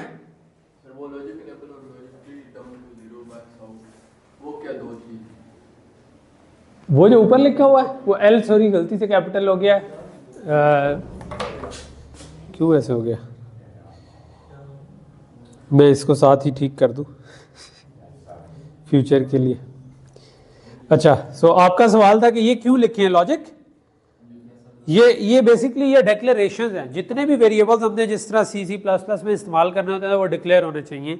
तो सिस्टम वेरिलॉग में भी जो वेरिएबल्स हम यूज़ कर रहे हैं उनको डिक्लेयर होना चाहिए। और मैंने अभी थोड़ी देर पहले स्लाइड में बताया था कि हम जो डिक्लेयर करेंगे हम उनको लॉजिक की टाइप से डिक्लेयर करेंगे। तो logic 3 down to 0 mux out इसलिए लिखा है क्योंकि ये काउंट हमने भी 3 डाउन टू 0 रखा हुआ, 4 बिट का रखा हुआ है। ऑल्दो FIFO में शायद ये 4 बिट का नहीं चाहिए हमें, अगर हमारा 4D FIFO 4 बिट में तो ये 0 से 15 तक जा सकता है, ठीक है। तो इसको हम थोड़ा भी कर सकते हैं। और जैसा कि मैंने बताया था कि प्रैक्टिकली थोड़ा सा अगर आप अच्छा कोड लिखें तो यहाँ पर कॉन्स्टेंट्स रखने के बजाय हम इसको पैरामीटर्स बनाएंगे, जो कि हम बाद में पढ़ेंगे। अभी मैं उसको आपको वो नहीं करना चाहता। सो यहाँ तक का सिंटेक्स समझ आ गया? चलें जी, मुबारक हो। अब आप, तो मैं अपनी क्लास में कहता होता हूँ कि आप चीते बन गए हैं, लेकिन जो अभी स्टेज आई है आप बिल्ले शिल्ले तक बन गए हैं, ठीक है। तो थोड़ा सा और बड़े होंगे तो चीते इंशाल्लाह बन जाएगी, ठीक है। सो ये अब जो है ना मोस्टली अब आप इस काबिल हो गए कि आप एक डिज़ाइन डायग्राम बना सकते हैं। डिज़ाइन डायग्राम आपको गिवन हो तो उसका सिस्टम वेरिलॉग कोड लिख सकते हैं, ठीक है। लेकिन सिर्फ सिस्टम वेरिलॉग कोड लिखा हो तो वो हमें ये तो नहीं पता कि ठीक चलेगा कि नहीं चलेगा, उसमें बग्स हो सकते हैं, उनको फिक्स कैसे करें। उसके लिए मैंने आपको शुरू में बताया था कि सिस्टम वेरिलॉग में आप सिमुलेशन के लिए भी कोड लिखते हैं और सिंथेसिस के लिए भी लिखते हैं। तो ये जो कोड लिखा है ये हमने सिंथेसिस के लिए लिखा है कि हाँ इससे हार्डवेयर बनना है असल में, ठीक है। तो सिंथेसिस का मतलब है जिससे हार्डवेयर बनना है। सिमुलेशन के कोड का मतलब है कि वो टेस्ट करने के लिए लिखा गया है, ठीक है। तो वो हम थोड़ा सा आगे जाके भी पढ़ते हैं, ठीक है। एक चीज़ मैंने जो बीच में कवर नहीं की वो एरेज नहीं की। सिस्टम वेरिलॉग में आप इस तरह से भी एरे बना सकते हैं, जिसका मतलब है कि 5 एजेस 31 डाउन टू 0, और फिर आप 0 to 3 भी लिख सकते हैं, ठीक है। इसको आप लेफ्ट साइड पे भी लिख सकते हैं। अगर आप राइट साइड पे लिखेंगे तो वो अनपैक्ड एरे बनती है। इसका मतलब मेमोरी में ज़रूरी नहीं है एक ही जगह पे पड़ी हो सिमुलेट करते हुए। और अगर आप राइट साइड पे लिखेंगे इसका मतलब है कि वो इकट्ठा एक ही जगह पे पड़ी हुई होगी। प्रैक्टिकली आगे के कोड में कोई खास फर्क नहीं पड़ेगा, लेकिन अदरवाइज आप दोनों तरह से लिख सकते। यूजेज क्या है कि आप अगर इसका पहला एलिमेंट एक्सेस कर, सो लेट्स से कि हम FIFO बनाना चाह रहे थे, तो कामरान जरा नीचे आए। सो हमने FIFO में कुछ इस किस्म का सोचा था ना कि 4D FIFO बना रहे होंगे, राइट। सो एक तरीका ये भी हो सकता है कि मैं इनको उस तरह जो ऊपर मैंने डिक्लेयर की थी एरे, उसको डिक्लेयर, अब मैंने अगर सिर्फ इस एलिमेंट को एक्सेस करना है तो मैं इसको लिख सकता हूँ FIFO स्क्वायर ब्रैकेट में 0, जस्ट लाइक C में आप किसी भी एरे को एक्सेस करते हैं या जावा में भी इसी तरह कर रहे होते हैं, ठीक है। तो FIFO 0 का मतलब है कि ये पूरा 32 बिट का नंबर, क्योंकि 31 डाउन टू 0 इसकी विड्थ हमने रखी थी और हमने कहा था कि ये 0 to 3 है। तो this is 0, this is 1, index 0 1 to 3, और ये जो है ये 31 डाउन टू 0 इसकी विड्थ है। और अगर मैं इसकी भी सब फील्ड को एक्सेस करना चाहूँ तो मैं यूँ कर सकता हूँ। लेट से मैं फर्स्ट हाफ इसका करना चाहता हूँ तो मैं कहूँ इसकी जो 15 डाउन टू 0 है उसके साथ कुछ करना हो तो मैं यूँ भी उठा सकता हूँ, ठीक है। और इसके साथ दोनों काम हो सकते हैं कि मैं इसमें लिखवा भी सकता हूँ कोई चीज़, और इसको किसी जगह पर लिखवाना हो तो वो भी कर सकता हूँ, ठीक है। तो जस्ट लाइक C में हम कर सकते हैं ना, उस तरह हम एरेज को एक्सेस कर सकते हैं।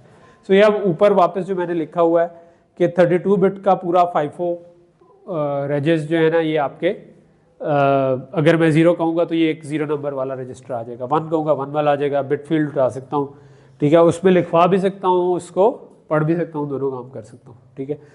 और इसी को यूज़ करते हुए अगर मैं कहूँ कि एक तो हमने केस से मक्स बनाया था, लेकिन अगर मैं इस तरीके से कह रहा हूँ कि data out is equal to 5 edges का और साथ एड्रेस दे दूँ तो ये सिंपल एक लाइन में भी मक्स बन सकता है, ठीक है। इसका क्या मतलब होता है कि इसका जो भी मैंने एड्रेस दिया, मैंने लेट से 2 दिया तो इसका मतलब 2 नंबर वाली इंडेक्स से वैल्यू उठा लो, ठीक है।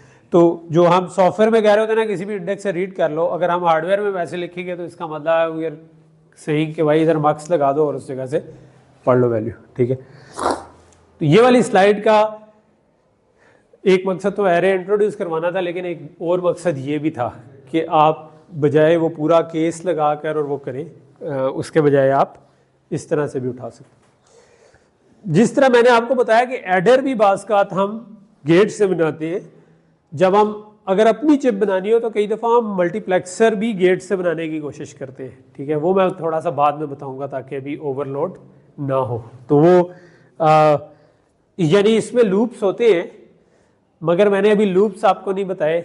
उसकी वजह यह है कि लूप्स को अगर आप केयरलेसली यूज़ करें तो आप बहुत सारा हार्डवेयर बना देंगे अननेसेसरली, क्योंकि लूप का मतलब है, यानी सॉफ्टवेयर में तो लूप का मतलब होता है ना बार बार रन करो, हार्डवेयर में लूप का मतलब है बार बार ये चीज़ जनरेट करो। तो उससे जितनी दफ़ा लूप चलाया उतनी दफ़ा वो चीज़ जनरेट होगी, तो वो जनरेट करनी है अगर मैंने, तो तब तो बहुत ठीक अच्छी चीज़ है लूप। तो लूप का सिंटेक्स हम पढ़ेंगे, लेकिन मैं उसके लिए थोड़ी सी ब्रेक दूंगा ताकि आप लोगों का ये वाला सिंटेक्स सेटल हो जाए।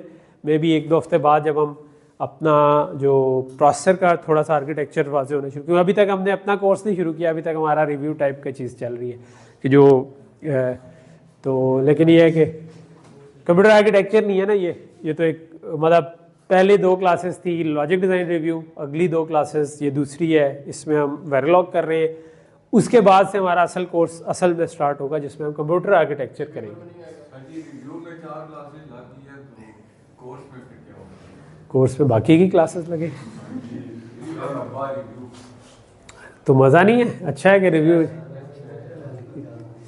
टेंशन नहीं लेनी यार, इतना लंबा तुम्हारा कद है, इतनी लंबी तुम्हारी मूछें हैं, फिर तुम्हें इस तरह परेशान अच्छे नहीं लगते। तुम्हें खड़ा होकर कहना चाहिए मर्दों की तरह के यार ऐसी तैसी कोर्स की मैं करके रखूँगा, कोई बात नहीं। वही तो सारा मसला है, फिर खड़ा जिधर होना है बंदे ने वहाँ पर होना। हाँ, सिस्टम वेरिलॉग से कुछ पार्ट्स आएंगे, so system Verilog would be included in course, ठीक है। सो इसकी असाइनमेंट्स भी होंगी, इससे हमारा प्रोजेक्ट भी होगा, तो system Verilog is part of it.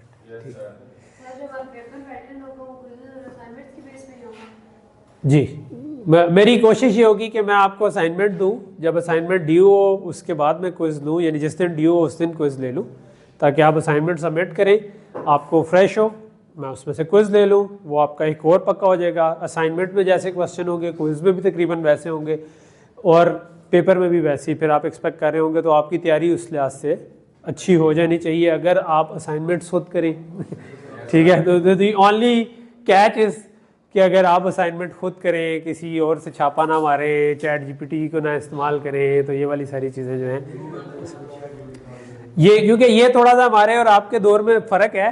हमारे दौर में वो इंटरनेट इतना वो अवेलेबल नहीं होता था, ठीक है। तो हमारा डिफ़ॉल्ट ये नहीं था कि हमने जाके पहले गूगल करना है या पहले चैट जीपीटी को कहना है, ठीक है। तो हमारा डिफ़ॉल्ट ये था कि भाई ये डिज़ाइन है, कोड करना शुरू करो, सर ने क्या पढ़ाया था, अच्छा इस तरह मार्क्स था, डी मार्क्स कोड कर दो। अभी मेरा पिछली क्लास में ये एक्सपीरियंस है कि अब मैंने एग्जैक्टली एक अपनी तरफ से असाइनमेंट दी हुई है डिज़ाइन करके, वो गूगल पे सर्च कर रहे हैं बैठ के कि अच्छा मतलब रेच फाइल ही दी हुई थी एक कि यार इसका कोड लिखना है, ठीक है। अब वही यही सिंपल यही चीज़ें यूज़ करनी थी, एग्जैक्ट वैसे ही जैसे कहा हुआ है। तो कुछ लोगों ने तो किया ही नहीं, और जिन लोगों ने किया उस वक्त कोविड चल रहा था, तो मैंने उनसे मतलब व्हाट्सएप पे भी इन टच था, तो जो थोड़ा बहुत काम कर रहे थे, सर ये हो नहीं रहा, मैंने कहा अच्छा चलो एक कॉल करते हैं जूम पे। मैंने उससे कॉल ली, सर ये मैं गूगल पे सर्च कर रहा हूँ तो ना मुझे कोई रेच फाइल की एग्जांपल नहीं मिल रही। मैंने कहा तुम्हें रेच फाइल की क्यों एग्जांपल मिलेगी, तुम्हें तो मैंने एग्जैक्ट बताया हुआ है कि इतने बिट का है। सो मेन चीज़ ये है कि थोड़ा सा इस जब आप लर्न कर रहे हो देन कोशिश ये करें कि इनसे दूर रहें, ठीक है। सोल्यूशन वहाँ से ना ढूंढें, प्रॉब्लम्स कोई चीज़ कॉन्सेप्ट समझ नहीं आ रहा, वहाँ पे chat GPT is very good, वहाँ पे गूगल इज़ वेरी गुड कि यार कोई डिटेल नहीं समझ आ रही, मैं मिस कर गया डिटेल बताना, या वो क्लास में आप मिस कर गए किसी वजह से, तो वो डिटेल आपको समझ आ जाएगी। लेकिन वो असाइनमेंट का सोल्यूशन जो है ना वो करते हुए खुद करें, ठीक है। उस वक्त chat GPT and every tool को दूर रखें। जब आप उसको एक दफ़ा सीख जाएंगे, यानी कि लेट से कि आप कोर्स ख़त्म हो गया, आपने एक अच्छा सा प्रोजेक्ट बना लिया, अब आपको चैट जीपीटी को यूज़ करना अगर पड़े तो ज़रूर करें। यानी कि जो आपका सिस्टम वेरिलॉग का कोड है, कई चीज़ों पे आप इनिशियल कोड उससे लिखवा लें, ठीक है। अब मैं कई दफ़ा ये अपने फ्लो में कर रहा होता हूँ कि मुझे फॉर एग्जांपल एक लैंग्वेज से दूसरी लैंग्वेज की चीज़ करनी है, तो ये अब मुझे नहीं सारी लैंग्वेजेस आएंगी ना, ठीक है। तो मैं चैट जीपीटी से पूछ लूँगा कि यार ये कैसे होगा, तो मुझे पाइथन कोड दे देगा, मैं पाइथन कोड को चला कर देख लूँगा and I will update that. तो वो जो जब आपको काम आता हो तो it's a very good tool to put you on kind of steroids, और आपको ज़बरदस्त किस्म का जो वो 10 दिनों में काम होना था वो 4 दिनों में हो जाएगा, ठीक है। लेकिन अगर वो आपको नहीं आता तो फिर उल्टा ये है कि चैट जीपीटी का एक प्रॉब्लम ये है, उसको हम कहते हैं हेलुसिनेशन, ठीक है। ये जो एआई के अभी मॉडल्स हैं ना, ये हेलुसिनेट करते हैं कि यानी कि अगर इनको जवाब ना पता हो ये तब भी आपको जवाब देते हैं, ठीक है। ये आपको जवाब में ये नहीं कहते नहीं जी मुझे नहीं पता, ठीक है। ये अभी ऑप्शन नहीं है इनके अंदर, ठीक है, because they are large language models. एक ये कोशिश कर रहे होते हैं कि नेक्स्ट वर्ड प्रिडिक्ट करें कि अगला नेक्स्ट वर्ड क्या होगा। हमारा दिमाग उस तरह काम नहीं करता, ये थोड़ा सा डिफरेंटली काम करते हैं कि यार ये बड़े से डाटा पर ट्रेंड है और सवाल की बेस पे अगला जवाब में नेक्स्ट वर्ड क्या होगा ये प्रिडिक्ट कर रहे होते हैं।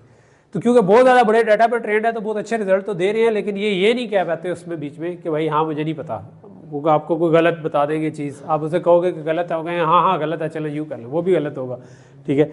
लेकिन अगर आपको काम आता है, सो अब जो बिल्कुल ट्रिवियल से टास्क हैं जिसके लिए आपको पूरा एक पीस ऑफ कोड लिखना है, वो ये बड़ा अच्छा कर देगा। आप उसको देखें, आप उसको रिव्यू करें, कोड में जहाँ भाग गया उसको फिक्स करें और चला दें, तो ये आप कर सकते हैं।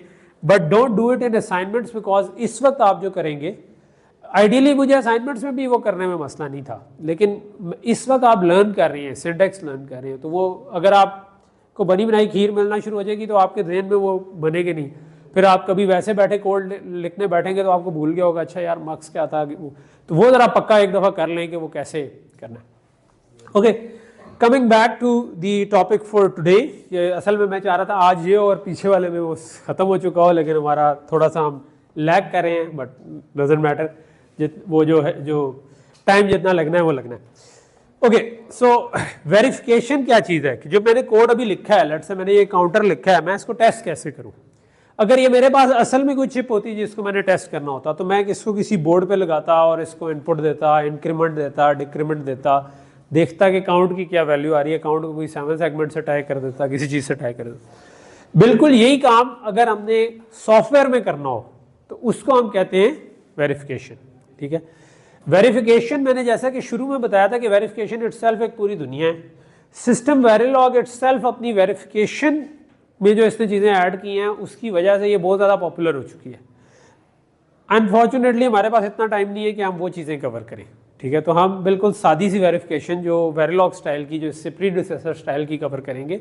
वेरिफिकेशन में हम ज़्यादा सिस्टम वेरिलॉग कवर नहीं करेंगे अनलेस कि हमें कोई बाद में, यानी कि later on in the course हमें लगा कि टाइम हमारे पास है तो तब हम उसको टच शायद कर लें, क्योंकि मैं भी इसके साथ पहली दफ़ा पढ़ा रहा हूँ तो मुझे नहीं पता कि इन दी एंड हमारे पास टॉपिक्स में टाइम बचता है कि नहीं, क्योंकि that is also a very कह लें इम्पॉर्टेंट एंड जिसकी मार्केट बहुत ज़्यादा है, वो वाली स्किल है कि सिस्टम वेरिलॉग फॉर वेरिफिकेशन जो है ना, वो उसकी ट्रैक्शन बहुत ज़्यादा है, बहुत ज़्यादा जॉब्स होती है उसकी। सो मैं अगर मौका मिले तो मैं चाहूँगा कि वो भी किसी तरह छिक जाएँ हम, लेकिन मुझे लगता है कि उसका मौका हमें नहीं मिलेगा क्योंकि कंप्यूटर आर्किटेक्चर के कोर टॉपिक्स भी काफ़ी ज़्यादा हैं। जी, मौका मुश्किल लग रहा है क्योंकि आपने अगर कोर्स प्लान देखा हो तो उसमें जगह नहीं है कोई मजीद। लेकिन ये जो बेसिक सी वेरिफिकेशन है ये हम पढ़ेंगे। ये इसलिए ज़रूरी है कि आगे जो आपने प्रोजेक्ट करने हैं, सो मैं चाहूँगा कि आइडियली हमें 2 प्रोजेक्ट्स करने चाहिए। एक, जब हम एक प्रोसेसर छोटा सा बना लें तो उसका RTL कोड लिख के, इसको हम RTL कोड कहते हैं, जो वेरिलॉग कोड है या सिस्टम वेरिलॉग कोड है इसको हम RTL डिज़ाइन RTL कोड भी कह रहे होते हैं। सो मैं चाहूँगा कि हम एक RTL डिज़ाइन करें और उसका कोड करें और उसको टेस्ट करें, और ये हम मिड सेमेस्टर तक तकरीबन कर लें। और जो फाइनल है उससे पहले मैं चाहूँगा कि आप लोग इंडिपेंडेंटली जो थोड़ा सा एडवांस कोई प्रोसेसर होता है ना उसका एक छोटा पार्ट कर लें। जिस तरह कैशेज़ एक पार्ट है तो एक बंदा कैशेज़ पे काम कर ले या एक ग्रुप कैशेज़ पे कर ले। ये भी मैं फिगर आउट करूँगा कि इंडिविजुअल क्या रखना है, ग्रुप क्या रखना है, बट वो हम कैशेज़ पे कोई काम कर ले। कोई बंदा जो है लेट से ब्रांच प्रेडिक्टर एक यूनिट है, वो कहे कि जी मैं तो ब्रांच प्रेडिक्टर बना रहा हूँ, कोई बंदा कह ले कि यार मैं VLAW टाइप की कोई चीज़ बना रहा हूँ, ठीक है। तो ये डिफरेंट तरह की चीज़ें हैं, या कोई एक्सेलरेटर बना रहा हूँ जो कि AI के लिए एक्सेलरेट करे, ठीक है। तो ये ओके। सो वेरिफिकेशन में क्या होता है? वेरिफिकेशन में होता है ये है कि वी राइट अ कोड जिसको हम कहते हैं टेस्ट बेंच। जस्ट लाइक एक बेंच पे अपना सर्किट रख के उसको टेस्ट कर रहे हो तो उसको हम कहते हैं टेस्ट बेंच, ठीक है। उसके अंदर हम जो चीज़ टेस्ट करना चाह रहे हैं उसको बाज़ का हम device under test, module under test, whatever जो भी काम, जिस तरह अगर मैंने काउंटर टेस्ट करना है that counter is my device under test, और उसको मैं कोई इनपुट देना चाहूँगा, उसकी आउटपुट देखना चाहूँगा कि वो ठीक आ रही है कि नहीं, और फिर अगर मेरे पास कोई रेफरेंस मॉडल है तो मैं उससे कंपेयर करना चाहूँगा कि वो उससे मैच करती है कि नहीं करती, ठीक है। और रेफरेंस मॉडल को भी सेम इनपुट दे दूंगा ताकि वो उसके साथ कंपेयर हो जाए। फॉर एग्जांपल काउंटर है तो मैं लिखूंगा module TB counter, TB underscore, और ये मैंने नाम डाला, नाम कोई भी रख सकते हैं, लेकिन टिपिकली मैं जब रख रहा हूँ तो मैं TB अंडरस्कोर डाल देता हूँ। इसका मतलब है कि इस मॉड्यूल का टेस्ट बेंच, ठीक है। काउंटर अंडरस्कोर TB भी लिख देते हैं लोग, TB अंडरस्कोर काउंटर भी लिख देते हैं। आपको फोल्डर में फाइलों के नाम देखकर ही पता चल जाए कि वो क्या काम कर रही है। तो TB अंडरस्कोर काउंटर का मतलब है इसकी आपने देखा होगा कोई इनपुट आउटपुट हमने नहीं बनाई, ठीक है, बिकॉज उसको बाहर से कोई इनपुट आउटपुट नहीं आ रही, ये इनपुट आउटपुट जनरेट करेगा फॉर जिस चीज़ को हम टेस्ट कर रहे हैं, ठीक है। ओके, सो जिसको हम टेस्ट कर रहे हैं उसके लिए हम काउंटर का इंस्टेंस बना देंगे, ठीक है। तो टेस्ट बेंच के अंदर हम काउंटर का इंस्टेंस बना देंगे। अच्छा सॉरी, इधर मैं स्लाइड्स को अपडेट नहीं कर पाया, इधर रेज और वायर जहाँ लिखे हैं कंसिडर इट एज लॉजिक, ठीक है। मुझे इसका टाइम नहीं मिला और ये मेरा रह गया, अब मुझे देख के ख्याल आ रहा है कि ये तो किया ही नहीं, ठीक है। सो मेरा ख्याल था कि मैंने सारा कर दिया पहले, एनीवे। सो ये जो रेज और वायर जहाँ पर आ रहे हैं ना, कंसिडर दोज एज लॉजिक, ठीक है। सो हम क्या करेंगे, इधर भी कोई अपनी जो इन पोर्ट्स को कनेक्ट करने के लिए पोर्ट्स इधर डिक्लेयर कर देंगे, और इसमें से कुछ इनपुट पोर्ट्स हैं, कुछ आउटपुट पोर्ट्स हैं। जो इनपुट पोर्ट्स हैं उन पे हम इनपुट देंगे, और जो आउटपुट पोर्ट्स की आउटपुट आ रही हैं उनको हम ऑब्जर्व करेंगे, ठीक है। अच्छा, उनको ऑब्जर्व करने के दो तरीके हैं, या आप कोड में भी चेक्स लगा सकते हैं, प्रिंट भी करवा सकते हैं, लेकिन आगे हम देखेंगे कि हम वेव फॉर्म देख लें तो उससे भी चीज़ें क्लियर हो जाती है, ठीक है। सो टिपिकली जब आप शुरू में डेवलपमेंट कर रहे होते हैं तो हम वेव फॉर्म में देख रहे होते हैं कि चीज़ ठीक आ रही है या नहीं आ रही। जब हमें उस पर थोड़ा सा एतमाद हो जाता है कि ये चीज़ सही चल रही है, फिर हम उसका ऑटोमेटेड ज़रा बड़ा टेस्ट केस लिखते होते हैं कि जो अच्छी तरह उसको टेस्ट करे, ठीक है। जो कि मैंने आपको बताया कि वेरिफिकेशन पूरी तरह की, वो फिर वो वेव फॉर्म नहीं बना रही होती, वो सिर्फ चेक्स लगे होते हैं बहुत। सो अब इनमें से कुछ इनपुट्स हैं, ये हमें जनरेट करनी है, और आउटपुट है, इसको हमने मॉनिटर करना है। सो इनपुट को, और बेसिकली जब हम वो कर लेंगे तो क्लॉक इस तरह का कोई होना चाहिए जो 1010 हो रहा हो, तो ये हमने जनरेट करना है। हम चाहेंगे कि रीसेट करें शुरू में, तो किसी टाइम रीसेट एक साइकिल के लिए कम से कम आए या एक से ज़्यादा साइकिल के लिए आए, लेकिन कुछ साइकिल्स के लिए आए, उसके बाद चीज़ें ज़ीरो पर आ जाएंगी, ठीक है। और फिर मैं चाहूँगा कि कुछ देर के लिए इंक्रीमेंट दूँ, कुछ देर के लिए डिक्रीमेंट दूँ, और देखूँ कि काउंट जो है उसके हिसाब से चेंज होता है कि नहीं। तो काउंट को असूली तौर पर क्या होना चाहिए, शुरू में जो भी वैल्यू है वी डोंट केयर, रीसेट जब हो जाएगा तो ज़ीरो हो जाना चाहिए, ठीक है। जब इंक्रीमेंट आएगा जिस राइजिंग एज ऑफ क्लॉक पे, उस पे इसको 1 हो जाना चाहिए, और दोबारा अगर इंक्रीमेंट आ गया तो 2 होना चाहिए इंक्रीमेंट, ठीक है। 2 दफ़ा इंक्रीमेंट हो, 1 के ऊपर इंक्रीमेंट हुआ तो 1 से 2 हो गया, और अगर डिक्रीमेंट आ गया तो 2 से वापस 1 आना चाहिए। इंक्रीमेंट का मतलब है एक ऐड करो, डिक्रीमेंट का मतलब है एक माइनस करो, ठीक है। सो ये अब हमने ये बाइनरी में लिखा हुआ है, तो 1 0 0 0 1 इज 1, 0 0 1 0 इज 2, और दोबारा 1 आ गया तो इसका मतलब है 1। इसको हम डेसिमल में भी देख सकते हैं, ठीक है। तो ये कोई मसला नहीं है, वो हम अभी देखेंगे। सो अब इनको जनरेट कैसे करें, ठीक है। तो टेस्ट बेंच में जो हम चीज़ें यूज़ करते हैं ना, वो उससे फ़र्क हैं जो कि सिंथेसिस के लिए यूज़ कर रहे थे। इसमें हम एक ब्लॉक यूज़ करेंगे इनिशियल का, ठीक है। सो उधर हमने यूज़ किया था ऑलवेज कॉम और always flip flop. Always com और ऑलवेज फ्लिप फ्लॉप के अलावा ऑलवेज लैच भी एक ब्लॉक है, लेकिन मुझे आज तक ज़िंदगी में इस्तेमाल नहीं करना पड़ा, मैंने हमेशा लैचेस को अवॉइड ही किया है। तो मे भी किसी कॉर्नर केस में इस्तेमाल होता भी हो, लेकिन हम टिपिकली, मैंने इसलिए वो पढ़ाई नहीं आपको, ठीक है। अच्छा, इनिशियल का जो ब्लॉक है ना, ऑलवेज का ब्लॉक जो होता है वो उसके नाम में ऑलवेज इसलिए है कि वो हमेशा चल रहा होगा, ठीक है। कोड, क्योंकि जब आपके गेट लगे हुए हैं तो उन गेट्स ने हमेशा चलना है, तो ये हर टाइम टिक के ऊपर वो सारी चीज़ों को जाकर चेक करेगा कि यार अगर ये इनपुट चेंज हुई है तो मैं इस ब्लॉक को रन करूँ और रन कर देगा, अगर कोई भी इनपुट चेंज हुई है और उसकी नई वैल्यू अपडेट कर देगा। इनिशियल का ब्लॉक एक दफ़ा चलता है, ठीक है, जस्ट लाइक आप मेल लिखते हैं C++ में या जावा में, जहाँ से भी आपका स्टार्ट होता है कोड, मुझे नहीं पता, वो उसमें आप वो मेन थ्रेड होता है जिस पे आप चीज़ें चला रहे होते हैं। तो उसी तरह इसमें इनिशियल का ब्लॉक है जो कि एक दफ़ा चलेगा, ठीक है। अच्छा, लेकिन इनिशियल के ब्लॉक एक से ज़्यादा हो सकते हैं, वो सारे पैरेलल में स्टार्ट हो जाएंगे लेकिन वो एक एक दफ़ा ही चलेंगे, ठीक है। सो अब एक इनिशियल का ब्लॉक टिपिकली हम क्लॉक जनरेशन के लिए बना लेते हैं कि यार क्लॉक जनरेट करो।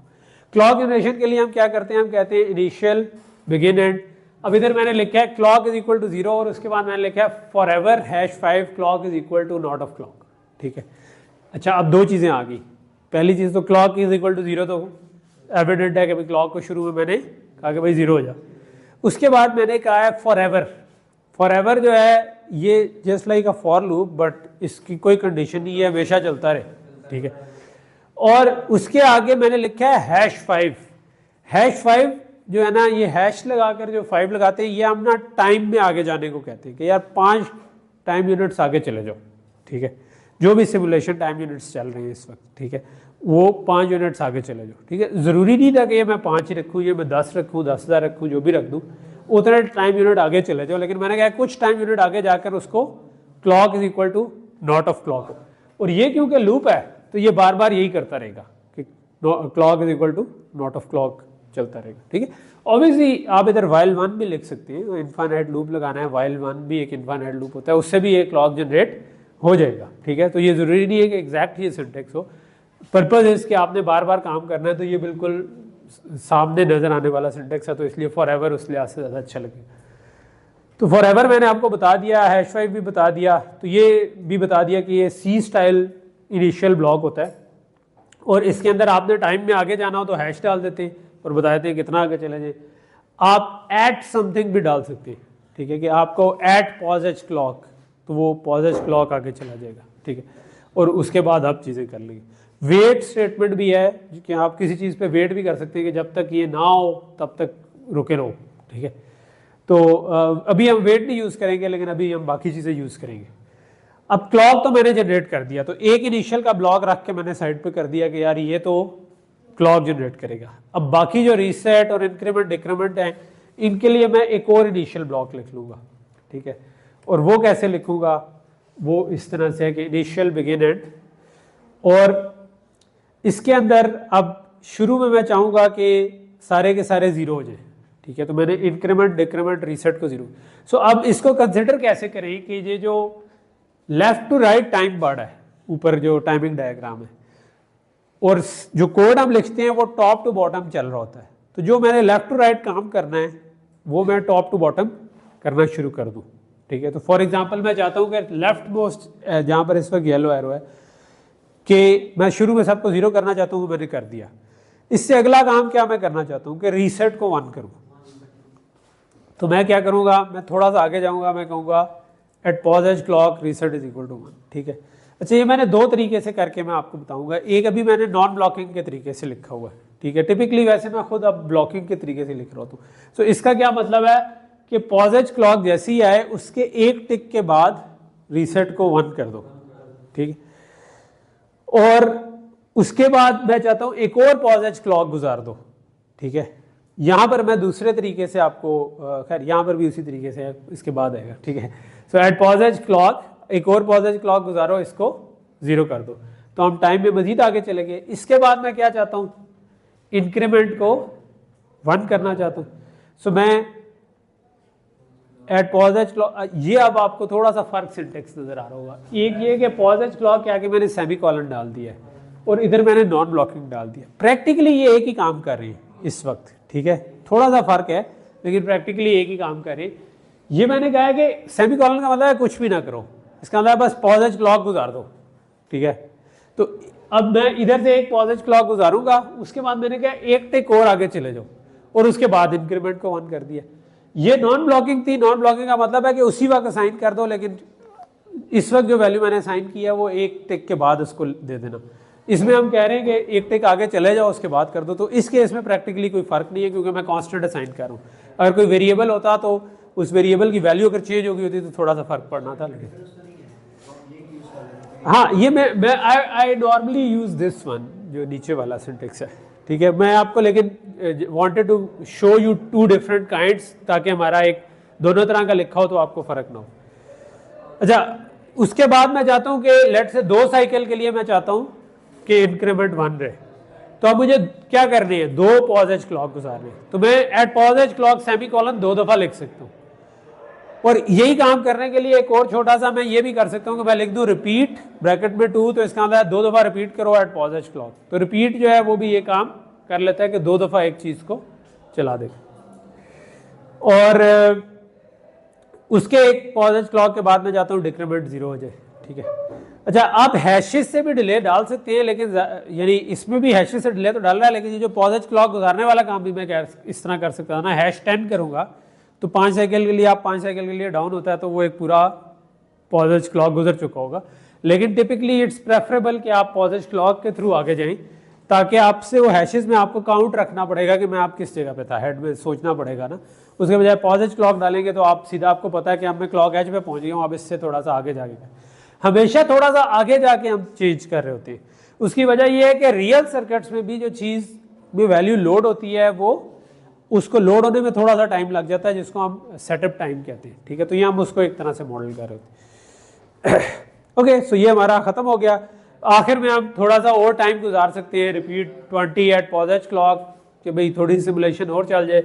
और उसके बाद उसको रोकने के लिए हम कह सकते हैं $स्टॉप या $फिनिश। ये स्टॉप जो है वो स्टॉप कर देता है, वहाँ से दोबारा कंटिन्यू हो सकता है। फिनिश का मतलब है कि सिमुलेशन फिनिश हो गई है।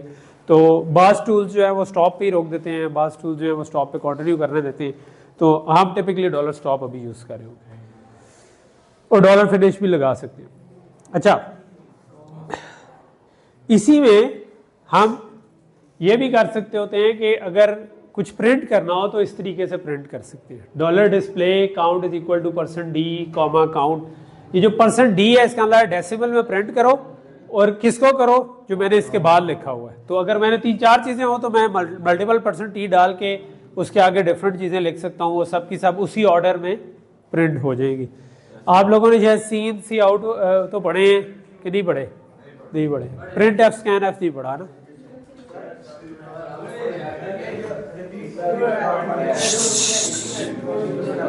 हाँ जी, एक मिनट बातें नहीं यार, सवाल तो सुनिए। ये क्यों लिखा है? इसलिए क्योंकि मैं 2 साइकिल के लिए, यार एक मिनट भाई, एक मिनट सबर। सवाल ये है कि repeat 2 at posedge clock क्यों लिखा है? Repeat 2 at posedge clock इसलिए लिखा है क्योंकि मैं 2 साइकिल के लिए इंक्रीमेंट को 1 करना चाहता था। तो मैंने इंक्रीमेंट को 1 किया, तो मैं चाहता हूँ 2 पॉज एज क्लॉक जब गुजर जाए तो उसको 0 करूँ। तो हमने इंक्रीमेंट को 1 करके 2 पॉज एज क्लॉक गुजारे और उसके बाद उसको 0 किया। क्या नहीं लगा सकते? इधर क्यों #1 नहीं आया, ये सवाल। इसकी वजह यह है कि मैं अगर एक और #1 डाल दूंगा तो ये 1 के बजाय 2 टिक्स के बाद हो जाएगा, जो कि इस केस में फाइन है, कोई मसला नहीं है। लेकिन क्योंकि हम पॉज एज क्लॉक के बाद एक टिक पहले ही गुजार चुके हैं, तो हम वहीं पे कर दें तो कोई मसला नहीं है, इस वजह से हमने नहीं डाला। हाँ, ये भी 1 पर ही है, यही उसी 1 पे अब मेरा हाथ उधर तक नहीं पहुंच रहा, लेकिन वहाँ पे जहाँ पर इंक्रीमेंट 0 हुआ, डिक्रीमेंट भी वहीं पे 1 हुआ है ना, तो ये हम उसी #1 पे काइंड ऑफ जाने। इधर मुझे मेरा ख्याल है वो एक स्टिक सी चाहिए ताकि मैं पॉइंट कर सकूँ, बहुत ऊपर लगाऊँ। अच्छा, इसके अलावा जो ना हमने ये इस तरह की वेव फॉर्म जब देखनी होती है ना, तो तब हम एक वो जो ऊपर स्टेटमेंट लिखी हुई है ना, डंप फाइल और .vcd एक कॉमन फॉर्मेट है जिसमें मल्टीपल टूल उसको ओपन कर लेते हैं और वेव फॉर्म दिखा सकते हैं, ठीक है। और डंप वार्स का मतलब है कि वेरिएबल्स को डंप करो, और मैंने बताया कि जो टीबी काउंटर है उसमें 1 लेवल डीप तक के, 1 का मतलब है 1 लेवल डीप, यानी टीबी काउंटर के सारे रख दो। मैं 2 कर दूंगा तो वो 2 लेवल डीप चला जाएगा कि उसके अंदर के सिग्नल जो काउंटर लगा होगा उसके सिग्नल भी डंप करेगा। तो हम इस तरह कंट्रोल कर सकते हैं कितने डंप करने, ठीक है।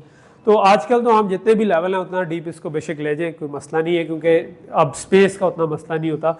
लेकिन पुराने कंप्यूटर्स में स्पेस का काफ़ी मसला होता था, तो हम उसको डंप नहीं कर रहे थे। ओके क्विकली अगर हम देखें तो अब हमारा ये पूरा डिज़ाइन तैयार हो गया कि हमने उसका इंस्टेंस बनाया था, उसके बाद हमने क्लॉक जनरेट किया था और ये छोटा सा सिमुलेशन बनाई, और इन तीनों चीज़ों को जब हम रन कर देंगे तो हमारे पास इस किस्म के रिजल्ट्स आ जाने चाहिए। सो ये बेसिकली कह लें कि जो चीज़ है हमारे हम यूज़ करें। ओके सो अब इसको चलाने के लिए इस टेस्ट बेंच प्लस इसको आपको कोई टूल चाहिए, ठीक है, और वो जो टूल है ना वो काफ़ी सारे अवेलेबल हैं, ठीक है। उसमें जो जनरली एक तो FPGA के टूल्स हैं जो फ्री हैं जिनको आप यूज़ कर सकते थे। विवाडो एक ऑप्शन मेरे पास ये थी कि मैं आप सबको कहूँ विवाडो इंस्टॉल करें, वो मैंने इसलिए नहीं रखी क्योंकि विवाडो जो है ना वो 150 GB 100 GB इतने का सेटअप है, तो वो बिला वजह उतना की ज़रूरत नहीं, हमने सिर्फ सिमुलेट करना है। फिर एक फ्री टूल है iVerilog, लेकिन वो सिस्टम वेरिलॉग को इतना अच्छा सपोर्ट नहीं करता। तो जो काफ़ी पॉपुलर टूल है जो सिस्टम वेरिलॉग के लिए चलता है वो वेरिलेटर है, जो कि फ्रीली अवेलेबल टूलों में से। तो हम लोग क्लास में वेरिलेटर यूज़ कर रहे होंगे, ठीक है। अच्छा, वेरिलेटर जो है ना वो चलता है बेसिकली लिनक्स पे, ठीक है। तो वेरिलेटर को इंस्टॉल करने के लिए ना आपको सनान ने एक गाइड सी बनाई हुई है, ये मैं ड्रॉप बॉक्स पे शेयर कर दूंगा, ठीक है। So this is that guide जो मैं खोल रहा हूँ, ठीक है। तो ये आपको डिफरेंट जो स्टेप्स हैं ना उनसे गो थ्रू करवा देगी, क्योंकि आपको कुछ ना कुछ स्टेप्स चाहिए होंगे जो कि करने। पहली चीज़ ये है कि वेरिलेटर बाय डिफ़ॉल्ट लिनक्स पे चलता है, हम बैठे हुए हैं विंडोज़ में, ठीक है। तो विंडोज़ में ना एक चीज़ होती है विंडोज़ सब system for Linux. For example अगर मैं अपना टर्मिनल खोलूँ, ठीक है, टर्मिनल मैंने वैसे एक छोटी सी ऐप की हुई है जो पावरशेल से भी हो जाता है, तो ये मैंने अब विंडोज़ सब सिस्टम फॉर लिनक्स इंस्टॉल किया हुआ है, ठीक है। तो ये जब मैंने खोला है ना तो ये असल में विंडोज़ के ऊपर लिनक्स चलना शुरू हो गया। Ubuntu is a flavour of Linux, तो ये वो चल रही, ठीक है।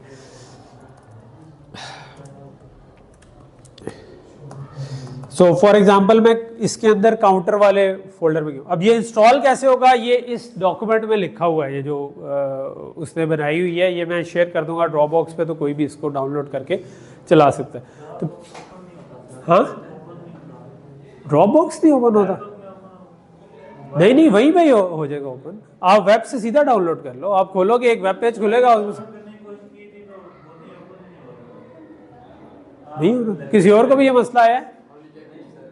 हाँ, अभी चेक ही नहीं कर लें, चेक थोड़ा टाइम कम है तो ओके। आपके इस वाले मसले को हम देखेंगे। आप क्लास के बाद बेशक ना, मैं ऊपर ही होता हूँ, जब भी फ्री हो आप आ जाना, दिखा देना, तो नेट चल रहा हुआ तो मैं बता दूंगा। वैसे जो मैंने लिंक दिया हुआ आप उसे क्लिक करेंगे ना तो एक वेब पेज खुल जाएगा, उसमें सामने फाइलें नजर आ रही होंगी, उनको आप डाउनलोड कर सकते हैं, ठीक। हाँ, तो वो आप कर सकते हैं, ठीक।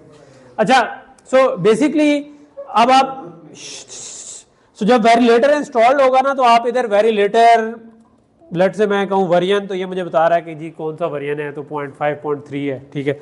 अच्छा, वेरिलेटर को में हम मतलब हम जिस तरह करेंगे, आप अपना फ्लो जो मैं नॉर्मली करता होता हूँ कि मैं ना VS कोड के साथ लिंक कर देता हूँ, तो इसमें साथ ये भी लिखा हुआ है कि VS कोड कैसे इंस्टॉल होगा। तो VS कोड आप लोगों ने यूज़ किया हुआ है? सो Visual Studio कोड जो है आजकल मेरा ख्याल है, मुझे तो जितने भी मैं पहले यूज़ Notepad++ भी किया हुआ है, ये भी किया हुआ है, Visual Studio भी यूज़ करता था, लेकिन वो बहुत बड़ा है उसका भी सेटअप। VS कोड का छोटा सा सेटअप है, तो मुझे काफ़ी पसंद है कि VS कोड से ही कर लें। तो VS कोड का क्या फ़ायदा है कि अगर मैं इधर से कहूँ ना कोड डॉट, तो जिस फोल्डर में मैं था उधर से सीधा कोड खुल गया यहाँ पर, ठीक है। और अगर मैं ये मैंने पहले से खोला हुआ था, इसके नीचे ना आप इधर अगर व्यू करके टर्मिनल करेंगे ना तो ये जो नीचे टर्मिनल आ रहा है ये आना शुरू हो गया। तो यहाँ पर आप चीज़ों को सीधा सीधा कंपाइल एंड रन करके देख सकते हैं। सो फॉर एग्जांपल ये वही वाला कोड है जो कि अभी हमने काउंटर का लिखा है थोड़ी देर पहले, ठीक है। और ये उसी का ही टेस्ट बेंच है, और ये कहाँ पे पड़ा हुआ है, ये उसी फोल्डर पे पड़ा हुआ है जिधर से मैंने इस कोड को रन किया है, ठीक है। सो अगर मैंने इसको कंपाइल करना हो तो आपको कुछ कमांड्स देनी पड़ेगी। सो फॉर एग्जांपल ये मैंने वो कमांड दी हुई है, ये कमांड आपके साथ शेयर हुई है उसी डॉक्यूमेंट में, ठीक है। तो इसमें बेसिकली आप कहेंगे डैश डैश बाइनरी। अच्छा, वेरिलेटर जो है ना वो थोड़ा सा डिफरेंट टूल है इन अ सेंस, टिपिकली सिमुलेटर जो है ना वो फाइनल लेकर सिमुलेट कर देता है, वेरिलेटर जो है ना वो ये करता है कि वो वेरिलॉग सिस्टम वेरिलॉग कोड पकड़ता है, उसको C++ का कोड बनाकर उससे एक्जी बना देता है और वो एक्जी आप चला सकते हैं, ठीक है। अच्छा, इसका फ़ायदा भी है और थोड़ा सा नुकसान भी है। फ़ायदा इसका क्या है कि ना वेरिलेटर कॉमन मशहूर इसलिए कि वेरिलेटर इज़ फास्ट, यानी कि ये नॉर्मल जो महंगे टूल्स आ रहे हैं उनसे भी बात जगहों पर फास्ट है, लेकिन टिपिकली जो ओपन सोर्स है उनमें तो ये फास्ट है ही। सो ये मैं इसको यही कह रहा हूँ, ठीक है। सो बेसिकली ये सारी चीज़ें ज़रूरी नहीं थी। ये डैश डैश ट्रेस का मतलब है कि वो जो VCD फाइल है वो भी बनानी है, ठीक है। अगर ये मैं नहीं डालूंगा तो ये VCD फाइल नहीं बनाएगा। बाइनरी का मतलब है बाइनरी बनाओ। इसके बाद मैंने इसको है counter.sv tbcounter.sv, तो ये मैंने अपने जो भी दोनों फाइलें थी वो बता दी, और उसके बाद मैंने बताया कि इसमें जो टॉप वाली फाइल है वो TB काउंटर है। ये अगर मैं नाम ही बताता तो मोस्ट लाइकली इसने कुछ ना कुछ कर लेना था, ठीक है। डैश डैश टाइमिंग अगर मैं नाम भी डालता तो शायद इसने चल जाना था, कोई मसला नहीं था, लेकिन अगर मैं ये करूँ तो इसने इसको कंपाइल कर दिया है। टिपिकली अगर आपके कोड में एरर हो तो इस जगह पर आपको एरर आएंगे, ठीक है। तो अभी एरर नहीं आए तो इसका मतलब है कि चीज़ कंपाइल होगी। सो जो उसने आपको इंस्टॉलेशन का प्रोसेस दिया है वो सिर्फ वेरिलेटर नहीं इंस्टॉल करेगा, उसके अंदर GTK वेव जो कि वेव फॉर्म देखने का टूल है वो भी इंस्टॉल हो जाएगा और कुछ और टूल भी इंस्टॉल हो जाएंगे। हम बेसिकली वेरिलेटर और GTK वेव को यूज़ करें। GTK wave is use to see the waveforms. So for example मैं अगर लिखूँ GTK वेव और उसके आगे वेव फॉर्म का फाइल का नाम दे दूँ तो इसी फोल्डर में वो वेव फॉर्म फाइल भी बन गई हुई है। ये सॉरी अभी मैंने रन नहीं किया, अभी मैंने कंपाइल किया है। रन करने के लिए आपको इसी फोल्डर के अंदर एक डायरेक्टरी बन गई होगी जिसके अंदर अगर TB काउंटर है ना तो उसके पीछे VTB काउंटर लिखा हुआ होगा, तो वो ये डिटेल्स उसमें गिवन है, ठीक है। सो मैंने ऑब्जेक्ट डायरेक्टरी के अंदर मैंने कहा कि इसको रन कर दो।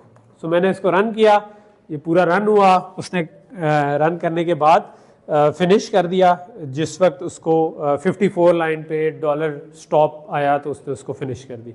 अब अगर मैं GTK वेव को देखने की कोशिश करूं, सो 3 स्टेप हुए, राइट। सॉरी किधर गई यार, चलो मेरी अभी कमांड थी वो गायब हो गई है, लेकिन मैं लिख देता हूं दोबारा wave.vcd, ठीक है।